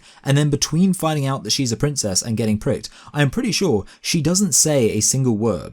So in that sense, this movie is worse than Snow White. Even while it's very similar, Snow White was way more of a main character than Aurora, who gets overshadowed by the fairies that are really in charge. Also, the Queen in Snow White has more reason not to worry about the true love clause, because the dwarves wouldn't even know about that and would just bury her. The films are also similar in that in both cases the female lead is singing a song and then her eventual Prince Charming shows up and joins in. However, I think they have a lot more chemistry in this film. It also helps that, I'm just going to say it, Aurora is hot. I mean, I know canonically she's 15 for most of this film, but Philip is presumably in his early 20s, and him marrying her and apparently getting her pregnant very quickly is treated as being perfectly fine. So screw it, I'm going to say that this animated character is hot. Even if she is canonically 15, who cares? I mean, she looks like and easily could be in her 20s. The point is that I'm not sure what it is with the animation or maybe just the voice acting, but out of all the 2D Disney babes, she's the one that most makes me begrudge my pitiful live-action existence. It's also a very cute scene where she dances with her animal friends, but the more I think about it, the more parallels I see between this film and Snow White. So, to circle back to the big strength, this film does have that high fantasy sense of excitement to it. I think the main thing that might have elevated this is if we actually saw some sort of substantial battle between the orcs of Maleficent and the Good Kingdoms, because scenes like the final battle confrontation do feel epic, but overall this film isn't as epic as I'd like it to be. So I guess I'll just give this a low 7. It's pretty close to a middling 7, but I'd feel boring if I rated 3 films a middling 7 in a row, and if we're being honest, the stupidity around the plot progression in the middle is quite a significant negative. Now, regarding the music tier list, there's really only one proper song here. Aside from that, there are 3 very short songs. In last place is the Scump song, which is nothing, then the song titled Sleeping Beauty, but that isn't the title song, and then there's a very short but pretty song that Aurora sings called I Wonder. But of course, the classic song from this film, and one of my favourite songs from any Disney film, is Once Upon a Dream. It's got a great melody, great lyrics, I love it. Now, for consistency, I've tried to keep these eras similar lengths. The Golden Era and Forgotten Era were 5 and 6 films respectively, so I figured I should divide the remaining films prior to the decline into 2 distinct eras too, Gold, Silver, and now Bronze. Thus, I've decided to divide them at this point because I do think there are some significant differences that distinguish these next films from the previous 5. For one thing, the Silver Era is bookended by 2 Disney princess stories. By contrast, the next 6 films don't feature any Disney princesses. So not just in that they're later along, but also in that they are not as similar in terms of tone or content to the classic Disney style is this the Bronze Era. I did initially say that with these distinctions, I'm not meaning to suggest that the Bronze Era is worse than the Silver Era, which is in turn worse than the Golden Era, but just because that wasn't my criteria up front, doesn't mean there aren't some eras I consider to be better than others, so let's jump in. I was trying to bury the lead a bit just then, if you'll pardon the pun, but I think it's easier for me to just come out and say I don't like 101 Dalmatians that much. I mean, it's still better than the Forgotten era, but you may notice that I've ranked all the films outside of that pretty reliably high. But in the case of this film, honestly, I found myself quite bored by the end. I'll try to explain my basic issue, and I'll start by talking about Cruella. Now, obviously she is an evil character, but the problem is that she's not introduced as intrinsically evil. Rather, she's evil in pursuit of her desire for fur coats. So as such, when she becomes so obsessed with hunting down these puppies she'd only get a few fur coats from anyway, it makes her less believable. Also, okay, so I didn't quite remember this film properly, so at first I was thinking, wait, how can this dog possibly give birth to 99 puppies? And when in fact Perdita only had 15, I was thinking, well, that's a much more reasonable number, so I guess the 101 in the title is just an exaggeration. But what we eventually find out is that Cruella has already legally acquired 84 other puppies that she's keeping at her hiding space, so this explains how we get to 101. The obvious question though then is, why go to all this effort just to get a few more puppies which, when accounting for the fact they eventually decide to commence with the skinning early, would result in just one extra fur coat? Especially since this requires breaking the law, and it's obvious Roger and Anita would contact the police and mention the woman who'd been obsessively trying to acquire their puppies. Now they do mention that the police have already investigated her, but the puppies are being kept in a place called DeVille Manor. She's not exactly covering her tracks very well. I also find the whole eventual escape pretty disappointing. I mean, a lot of it is just them traveling very slowly through the snow. The number of puppies they have with them means it can't be a dynamic chase. Indeed, the final big chase isn't that exciting because the person driving the car isn't even aware of what's going on. So there's no sense of, oh no, I hope they can get away, because they have no control over their situation. It also kind of kills any sense of tension that Cruella is even able to find them in the first place. They're largely white dogs in rural England traveling through the snow. What are the chances that the people pursuing them would happen to pick the exact right direction to head, and that they'd be able to get enough coverage of all the possible paths they could have taken while driving at the fastest speed possible in snowy conditions, let alone the fact that Cruella happens to see some tiny dog footprints as she's driving past? At that point I'm left thinking, well, it seems like there's nothing that could be done to avoid Cruella finding them, which gets rid of the tension. There's no clever explanation for how she finds them. Also, I'm talking about Cruella, but the people mostly involved in the pursuit here would be Horace and Jasper, who are just hired goons and have no personal investment in Cruella's ambitions, so they're not that captivating as villains. Cruella definitely is more compelling as a villain, but on that note, I have another criticism. It's really weird that before the puppies have been returned, Roger already has a hit song about Cruella de Vil being a horrible person. Now, I'm not sure why the public would like a song about some random woman they've never heard of. I'm also not sure if a company would agree to publish a song that's arguably pretty slanderous about a very rich, powerful woman. If I were Cruella, I'd just give up on the whole dog thing and release them into the wild, and turn all my efforts towards suing Roger for defaming her in a song and demand compensation. The thing is, this would make so much more sense if Cruella was caught and arrested and it became widely known that this woman had tried to skin a load of puppies, and based on that infamy, Roger releases his song and people enjoy it because it becomes a bit of a meme to hate on her. Especially since they already established that when the puppies were initially stolen, there were a lot of newspapers reporting on it, which had me thinking, wouldn't it have made sense for the Dalmatians to just make themselves known to the nearest regular person, and then they would probably have read the paper and contact the police? So yeah, I think those are all pretty legitimate criticisms of the plot. Also, I know I usually don't care about the politics, but it's a shame that even in the 60s they're still doing blackface. Anyway, let's talk about some positives, because there are some. I like the unique presentation of this film. Something about the animation and the elevator music opening feels very 1960s. I also like at the beginning where all the different women look like their dogs to show that Pongo is looking for a mate for himself just as much as for Roger. I like that this film has a good mix of it being equally focused on animals and people. Most other films have either been centered on people or animals, but this one sort of has both in focus in equal measure, which makes it easier to appreciate the relationship between them. The opening romance between Anita and Roger is very cute, and Roger being a struggling musician feels kind of cliche but in a comfy way. Although on that note, I did think that when their maid falls backwards into his musical instruments and destroys them during the robbery, that must have annoyed Roger more than the dogs being taken. You do have to wonder how much he can really be struggling financially when they live in a nice house walking distance from Regent's Park and they literally have a maid.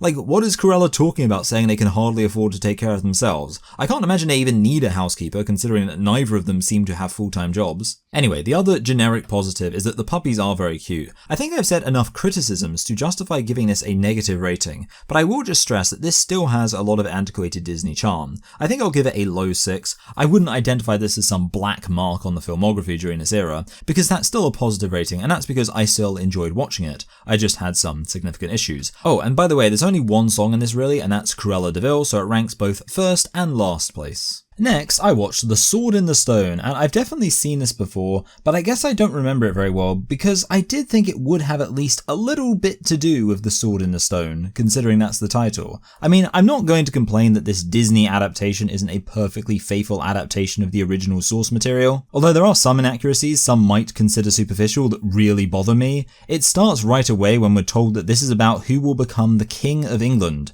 The problem is that King Arthur was King of the Britons at a time when Britain was being invaded by the English. So having this be a story about Arthur becoming King of England is a bit like if Joan of Arc was about her leading the English to victory. Doesn't make much sense. Also, Arthur has an American accent, which I'm not going to be too critical of, but they have in the past been quite good with British characters having British accents. Well, Arthur, like I said, was King of the Britons. Pretty famous British guy, so he should probably have a British accent. Yes, obviously he should actually be speaking a Celtic language in some totally foreign accent, which is why I'm saying I don't expect complete fidelity from this Disney adaptation, but him being American sounds noticeably off. All of that notwithstanding, what I really mean when I say this isn't about the Sword and the Stone is that Arthur doesn't grab it until the very end of the movie, and up until that point, they're just hanging around. I mean, I guess I get the point. Merlin is training Arthur to be a good king, and this is very important and offers us some assurance that beyond the conclusion of this film, all this stuff will pay off, but I don't think the messages were super great, nor is Arthur such a strong character that you feel like we witness some huge transformation through these lessons. Indeed, really, the main lesson he learns is just that being smart can be more important than strength, which isn't really that emotionally dynamic of a lesson such that there's any entertainment value in seeing him learn it. Also, the initial reason why Merlin takes interest in him is that he appears to be a hard worker, so he already has a good character trait right from the start, and it's possibly the most important asset he could have. I guess he also learns that being a squire is bad and he should aspire to more things, but,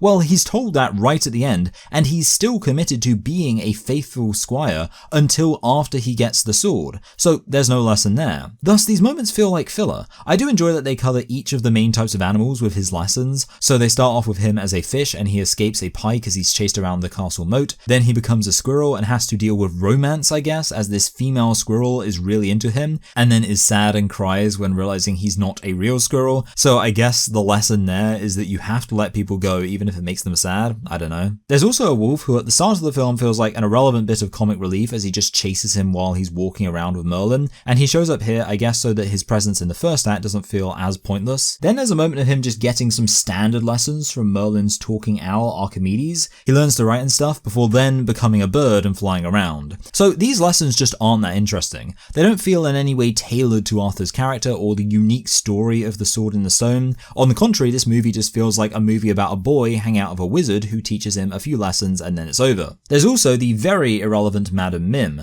possibly the least compelling Disney antagonist ever. Indeed, this movie doesn't really have an antagonist because she's only introduced right towards the end, isn't that scary or intimidating, and then is defeated. I do enjoy the battle they have, which is all about shape-shifting into different animals and using the unique abilities of those animals to try to trump what the other person has turned into. That's kind of clever, a bit like a more direct version of Pokemon. I'll also say now that I do like Merlin simply for how weird he is, and it is kind of interesting that he's a time traveler. I'm not sure how much it adds. It lets them do a few jokes about modern life, which in itself feels like a very modern Disney trope. Usually these films commit to their setting for the most part, whereas here there's a tongue-in-cheek energy as if they refuse to take the Dark Ages seriously. I think the time travel thing ultimately ends up just a vaguely interesting quirk that I have neither strongly negative nor positive feelings about. Anyway, so then they just go to London for a jousting tournament. Arthur pulls the sword but decides he doesn't really want to be king, but then decides that fine, he'll do it anyway. I was going to give the film a compliment for the way that it has Arthur retrieve the stone as part of his job as a squire. I thought that was quite clever, but upon researching it seems this isn't an idea original to Disney. As a final point, I'll say that I found the animation kind of flat looking in this film compared to some of the previous ones. Not a huge criticism, but I just noticed it. Anyway, in case you can't tell, I didn't really like this, and as such I'm going to give it a below average rating. High 4. It's still a competent enough movie that it won't get lower than that,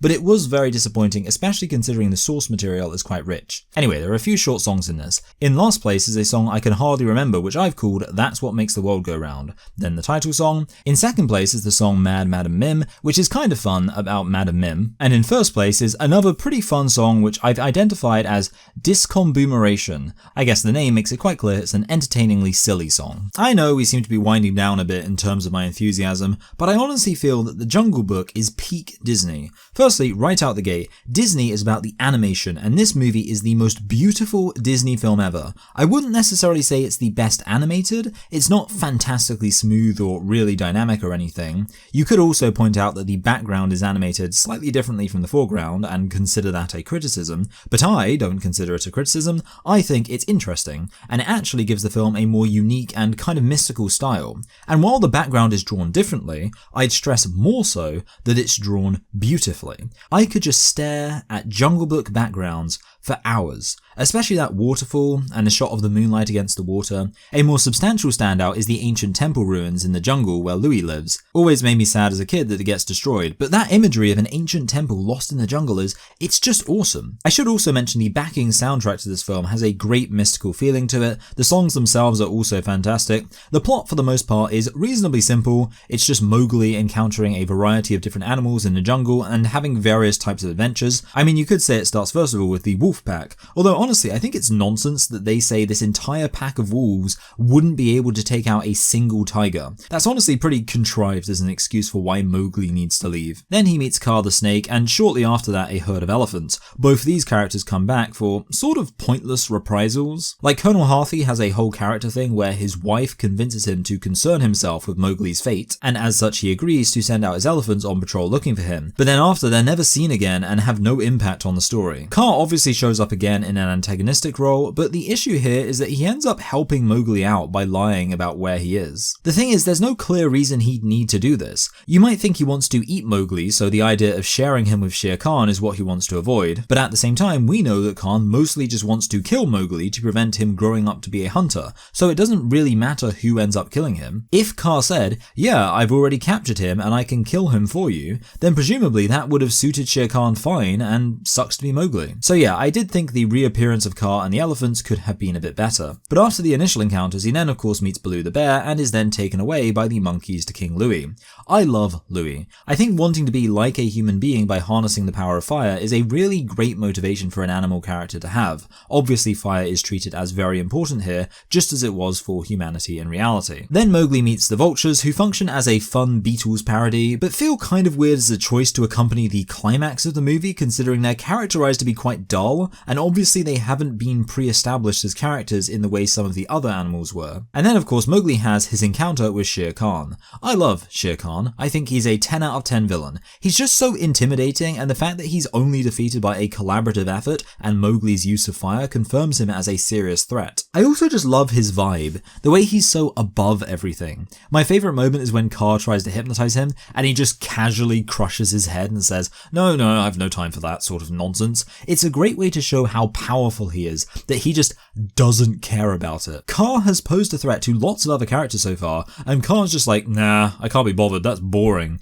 Absolute Sigma energy. Obviously after Khan's defeated, we then get a double emotional climax. First with the drama around Baloo potentially having been killed, and then with Mowgli abandoning Baloo and Bagheera and returning to the man village. I think that Baloo and Bagheera are one of the best character duos in any Disney film ever. Obviously Bagheera is very serious, but he quite often ends up being the butt of the joke and gets messed around. Meanwhile Baloo is not serious at all, but generally has a charmed life where things work out in his favour. I mean, the whole scene of him rescuing Mowgli from the monkey hideout is brilliant, just so silly that his solution is to distract everyone by dancing. He's led by his distinct philosophy of not worrying about things and being content just with the basics that you need to survive, or the bare necessities. Of course, it's a fantastic decision to have the fake out death be for Baloo's character, because seeing the most carefree character facing death brings gravity to the situation. And I don't think it detracts from the emotions that he ends up being alive, because they do that reveal in a really nice way, and then they still get to have a bittersweet ending with Baloo Baloo and Bagheera having to say goodbye to Mowgli. Obviously this is sad for Baloo, but the film ends with Bagheera and Baloo being friends, and that's kind of even more happy as they work so well together as an odd couple. I think this is the beginning of a beautiful friendship. If that village leaves and Mowgli's not in it, he'll regret it. Maybe not today, maybe not tomorrow, but soon and for the rest of his life. And if the movie has a message, it's that the jungle is not a place for a human being,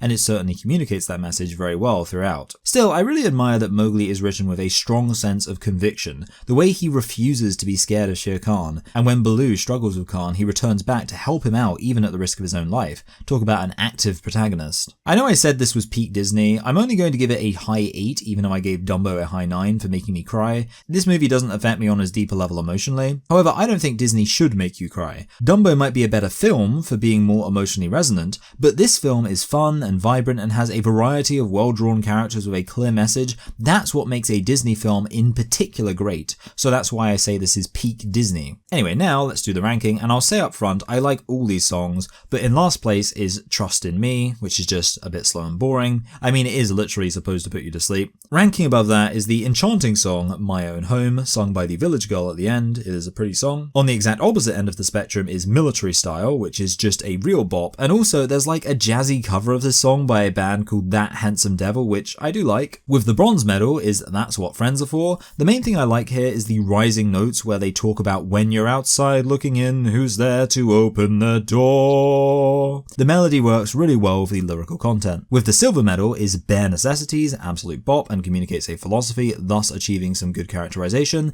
but in the top spot, based on the unparalleled performance of Louis Prima, it was only ever going to be I Want to Be Like You. Now it's time to review my favourite Gilbert Gottfried joke, the Aristocats. For me, the thing that stands out about this movie, like the number one thing easily, is the villain, Edgar. And by that, I do not mean for a second that this is a top tier Disney villain. But he is really interesting for one obvious reason. Despite clearly being antagonistic, he's not really that evil at all. Indeed, when you're first introduced to him, he seems like a loyal butler who just doesn't have any ill will towards his employer. And then I guess he hears that she's going to leave her inheritance to her cat, and something just snaps in him. But it's worth noting that his behavior here is totally irrational. He is, for all practical purposes, inheriting her estate. She clearly implies that he will be the one looking after the cat, and she's as such basically giving him all of her money for that purpose, but he'd still have enough left over to do whatever he wants with. And she also says that once the living kittens are dead, he gets it all, which, okay, cats can live for 20 years, so he might be an old man by that point. I guess he's somewhere between 40 and 60 in this film, but still, it basically gives him a huge amount of money to retire on. That does have me wondering what he even wants all this money for in the first place. He doesn't have any kids, he doesn't appear to be interested in dating. What goal does he have for which he needs this money? Like, if I did something evil to get some money, that would be so I could have a nice house for my wife and future kids, and travel the world, and hire a YouTube editor. Those are things that need money. But this guy, what does he even want this money for anyway? Is he just mad in principle? So yeah, because this guy isn't established as being that evil, doesn't really need to do what he's doing, and doesn't have a clear goal motivating what he's doing, it's just interesting. He also kind of ends up having his own completely separate plot to the rest of the film. Like, the cats don't actually realize he's an antagonist when he removes them from the picture, and then he has his whole shenanigans with the dogs where they chase him at first, and then he has to return back to get his stuff that he lost to them, so there's no incriminating evidence. It's just kind of weird that all this stuff barely intersects with the plot for the cat. He's only really functioning as a villain for the last 10 minutes. None of this is necessarily a criticism. I actually do find his scenes with the dogs to be very entertaining, and it's not a bad thing that he isn't a one-dimensional villain.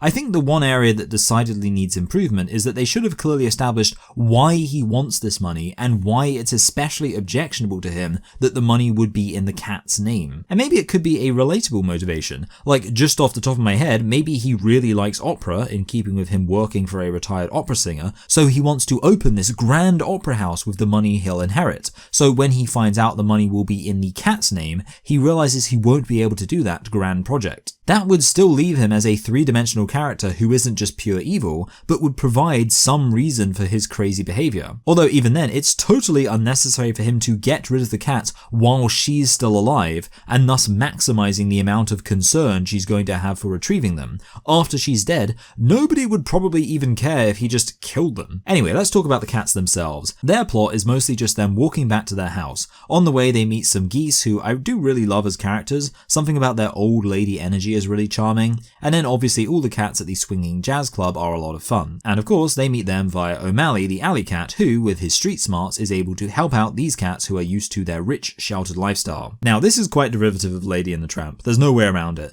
The main difference I enjoyed was how O'Malley seems kind of put off by Duchess having kids, but in a charming way, like in a way where you can tell he'll eventually come round. And of course, he does come round in the end. There's a bit of nonsense tension where Duchess is initially like, oh, you can't be part of our family because we have to return to our owner, but there's no reason to think she wouldn't be down to have another cat around. Indeed, in the end, she actually turns her home into a shelter for stray cats. By the way, since Edgar gets sent to Timbuktu, who will actually take care of all these cats when she's gone? They sort of set up an issue there without resolving it. Anyway, aside from that, I'll say I found the animation kind of cute and it works with the old world aesthetic of Paris. Also, this film feels like a significant development for the humour of Disney. There are a few more absurdist jokes here, like when the mouse is trying to crack the safe and screams for everyone to be quiet and they just pause the climactic fight. But the biggie is, I believe, our first ever comedic fourth wall break outside of the anthology films with the wraparounds, where the two dogs close the movie by talking about whether that's the end of the movie or not. That feels very much like a move towards the type of comedy we see a lot more from modern Disney. Overall, I think this movie is decent. I mean, slightly better than decent, entertaining. I'll give it a high 6. Lots to enjoy, but the villain's situation is a bit bizarre, and some of the key plot points feel sort of derivative. Anyway, let's rank the songs. In last place is the pretty short song Scales and Arpeggios. Not that far ahead of it is the title song, which I only vaguely remember the melody of. O'Malley's Alley Cat song is pretty decent, so it goes in second place, but of course, Everybody Wants to Be a Cat has to take the top spot. Absolute banger, the only song from the film that really sticks with me. Robin Hood is a really solid story. It's kind of interesting how much it contrasts with the other British legendary figure story, The Sword and the Stone. Who'd have thought actually focusing on the legend itself is a good way to go? It's kind of interesting that they made the characters animals in this film. Obviously there are lots of anthropomorphic and otherwise intelligent talking animals in Disney films, but they're not averse to having films be almost entirely about human beings, and this is, I think, the only Disney film where the fact that the characters are animals is totally irrelevant to the plot. Like, aside from a few visual gags like the snake turning itself into a helicopter and similar things, the overarching story would be unaffected if everyone here was just a human being. The basic plot is substantiated by just 3 main scenes. The first being the heist they pull against Prince John at the start, pretty entertaining, good way to establish the characters, John gets dunked on and the heroes get away, very exciting. The next one is the archery tournament, which is a classic part of the Robin Hood story and features the specific iconic moment of him splitting an arrow in half to hit the bullseye.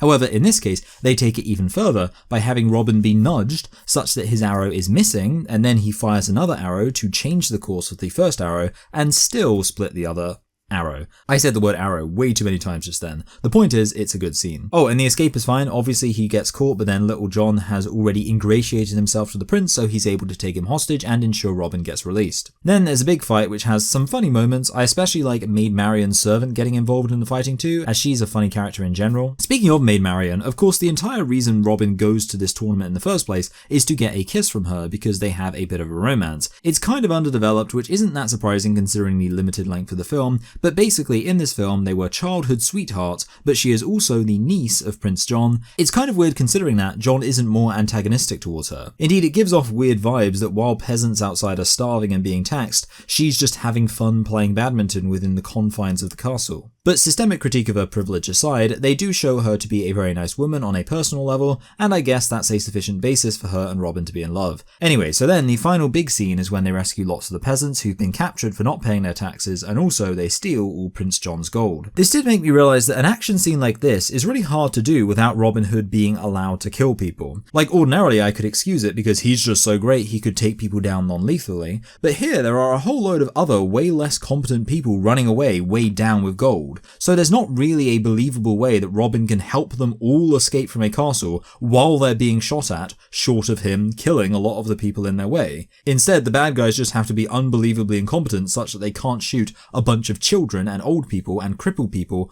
all running away in a big group. It gets more entertaining when the peasants have escaped and it's just Robin Hood left, because obviously I believe that this hardened outlaw would be able to keep himself safe without having to kill anyone, and indeed he does and escapes. Honestly, I didn't realise that this was the end of the film, caught me off guard, which in part suggests the film is entertaining such that it didn't feel very long, time flies when you're having fun, but I was expecting the Robin Hood death fake out to last longer, with Prince John having one more evil scheme before Robin reveals he's alive and saves the day. Also, it doesn't feel very triumphant because obviously so far Prince John has just been taxing all the money back that Robin Hood had stolen away.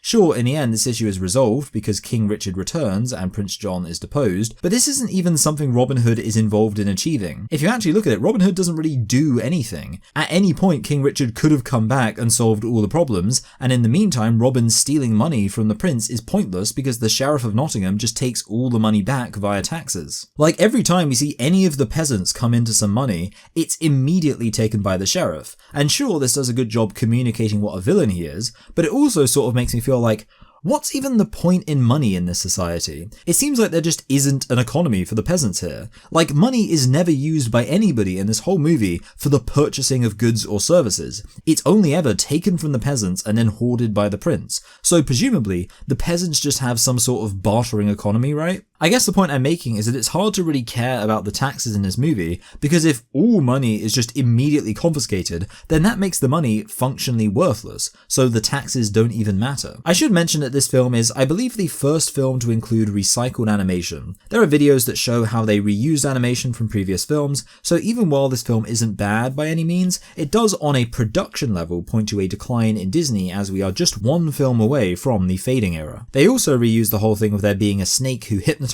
people, with him apparently having tricked King Richard into going off on a crusade, which is an interesting extra detail to add. I mean, I agree that a snake caused the crusades, but that would be the serpent from the Garden of Eden that rules over Catholicism. Anyway, as a final point, I'll just say that I do thoroughly enjoy Roger Miller and broadly liked the music from this film. For me though, this will just be a low 7. It's still reasonably solid, but there are some issues I've identified that knock it down slightly. Now, time for the penultimate song ranking. In last place is the phony King of England song, which is just a bit short and not that interesting. Then there's the romance song, Love Goes On and On, which is quite pretty but also pretty short and not that memorable. With the bronze medal we have the hamster song. This is quite an iconic song, but obviously it doesn't have any lyrics, so it is barely a song. Then there's Every Town Has Its Ups and Downs, which is a nice folksy blues song performed by Roger Miller, and proving I wasn't kidding when I said I liked him, in the top spot, taking the gold, is Robin Hood and Little John walking through the forest.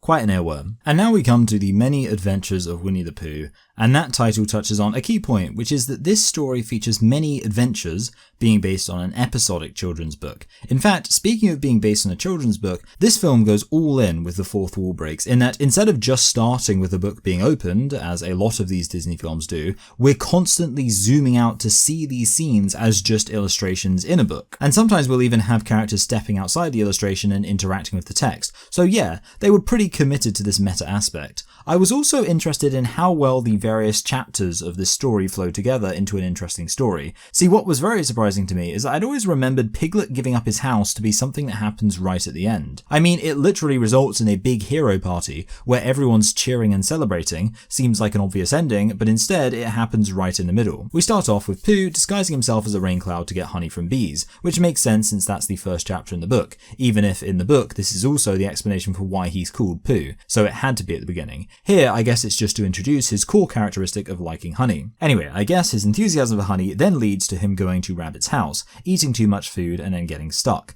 And this introduces Rabbit's role in the whole story, which is to constantly be the butt of every unfortunate situation.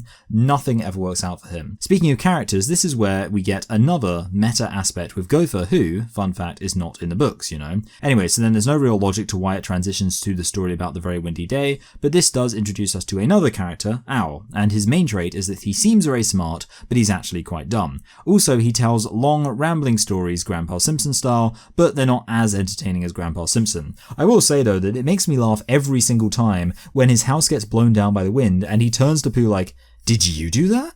And Pooh's just like, "I don't think so." Anyway, so then Pooh is scared by the noises he hears in the wind, and this sets up there being a new creature in the woods, Tigger, Tigger. Obviously he's a fun character, but he basically just shows up and is wacky and leaves. I do like his tendency to declare enthusiasm for things before realizing he doesn't like it at all. Do we ever discover what he actually likes? Either way, before leaving he mentions heffalumps and woozles and how much they like honey, which sets up the wacky heffalumps and woozles song. Honestly, I remembered this feeling way weirder as a kid, whereas now the main thing I notice is it feels very derivative of the pink elephants moment, and the animation, if anything, feels kind of worse, less vibrant, less smooth. So then it starts raining and Piglet and Pooh get stuck floating in the water. I guess I should mention, obviously Piglet is also very clearly characterized as a timid person who nonetheless constantly gets into very dangerous situations. The only weird thing about the scene is that obviously there's a huge flood, but Christopher Robin's house is protected, so you'd assume it must be on a really high hill, like the highest hill in the woods. Meanwhile, as already said, Pooh and Piglet are in a totally flooded area, but they then go over a waterfall and end up right by Christopher Robin's house. So this huge amount of water is falling down, and that takes them to where Christopher Robin is, and they just came from somewhere that is flooded.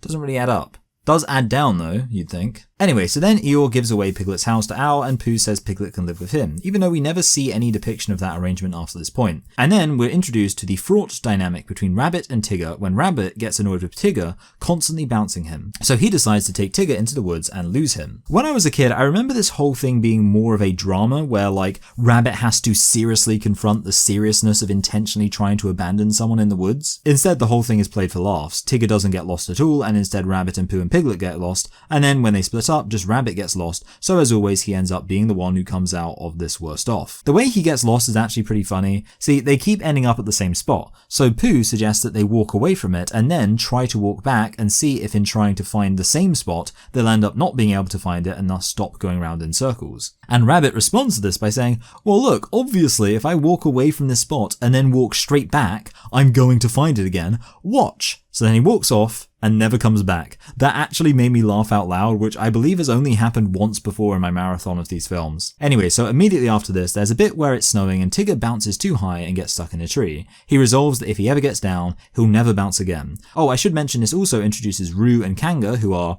noticeably not Australian. But anyway, we're shown that Pooh really likes Tigger, which is cute. This is also interspersed with a moment from the books where Pooh and Piglet are walking around following their own footprints, believing they are tracking some wild animal, until they see Tigger and everyone tries to help him down. This is solved when Tigger literally uses the text on the side of the page to climb down. I told you this movie was like that. Anyway, so after this, it's clear that Tigger is sad about the idea of never bouncing again. We instead see Rabbit try bouncing and discover that actually he loves doing it too. In some sense, the plot of this movie is basically about Tigger and Rabbit. Like, this is the climax of the story where Rabbit decides that he likes Tigger after all. I feel like maybe if they planned things out ahead, they'd have saved these stories for what would eventually become the Tigger movie, because they're really very much about Tigger. Now, obviously some of this is about Pooh, and the ending very much touches on the relationship between Pooh and Christopher Robin, with him revealing he's headed off to school and potentially leaving his childhood behind. Honestly, the ending of Winnie the Pooh gave me the most existential dread as a child, in part because Winnie the Pooh's life is so comfy and quaint. He lives in the forest with his friends. That sounds like heaven. So yeah, the focus on the fact that Christopher Robin's childhood is going to end made this movie a big part of my own recognition that my childhood would end someday. It also, of course, makes this movie a perfect place to end this little video of mine. We came here to reminisce about what Disney used to be, and now we have to accept that we've left that behind for a cynical world of soulless cash grab remakes. Anyway, I reckon this film deserves a low 7, it has a nice vibe and a lot of entertainment value, but in terms of how things fit together, I'm not wild about the structure and lack of any overarching focus. So before I leave for good, let me just rank the songs from worst to best. Starting with the song Rain, Rain, Rain, which is a little repetitive. Then there's Rumbly in My Tumbly. I like the title itself, but the song isn't that interesting. Then there's the classic title song Winnie the Pooh. More iconic than the two I've just mentioned, but still not got that much energy. In third place is Tigger's Are Wonderful Things. Very well known song, lots of good energy, well done. In second place, a bit of a surprising one maybe, but I've put Up, Down, Touch the Ground. There's one simple reason for this, which is that this song comes into my head anytime I'm doing stretches, squats, or just picking something up. It infects my whole existence, and I have to give it kudos there. And then the best song is Heffalumps and Woozles. Even though I consider it just a worse version of Pink Elephant, I did rank Pink Elephant in first place, so there's no inconsistency here. So all, I hope you enjoyed. If you scroll back through my recent videos, you'll see the algorithm has entirely abandoned this channel recently, so I've decided to start making less frequent, longer videos to see how that works out. However, I'm setting myself a limit of how much time I'm willing to spend on them, just so that I don't waste loads of time for fewer than 100 views. With that said, please actually do the algorithm things, because if this video does well, that will justify me putting more effort into these videos in the future. It's up to you. The best thing you can do is click whatever video is being recommended to you on screen right now, as YouTube takes that as an indication that you liked this video so much you want to see more. Bye!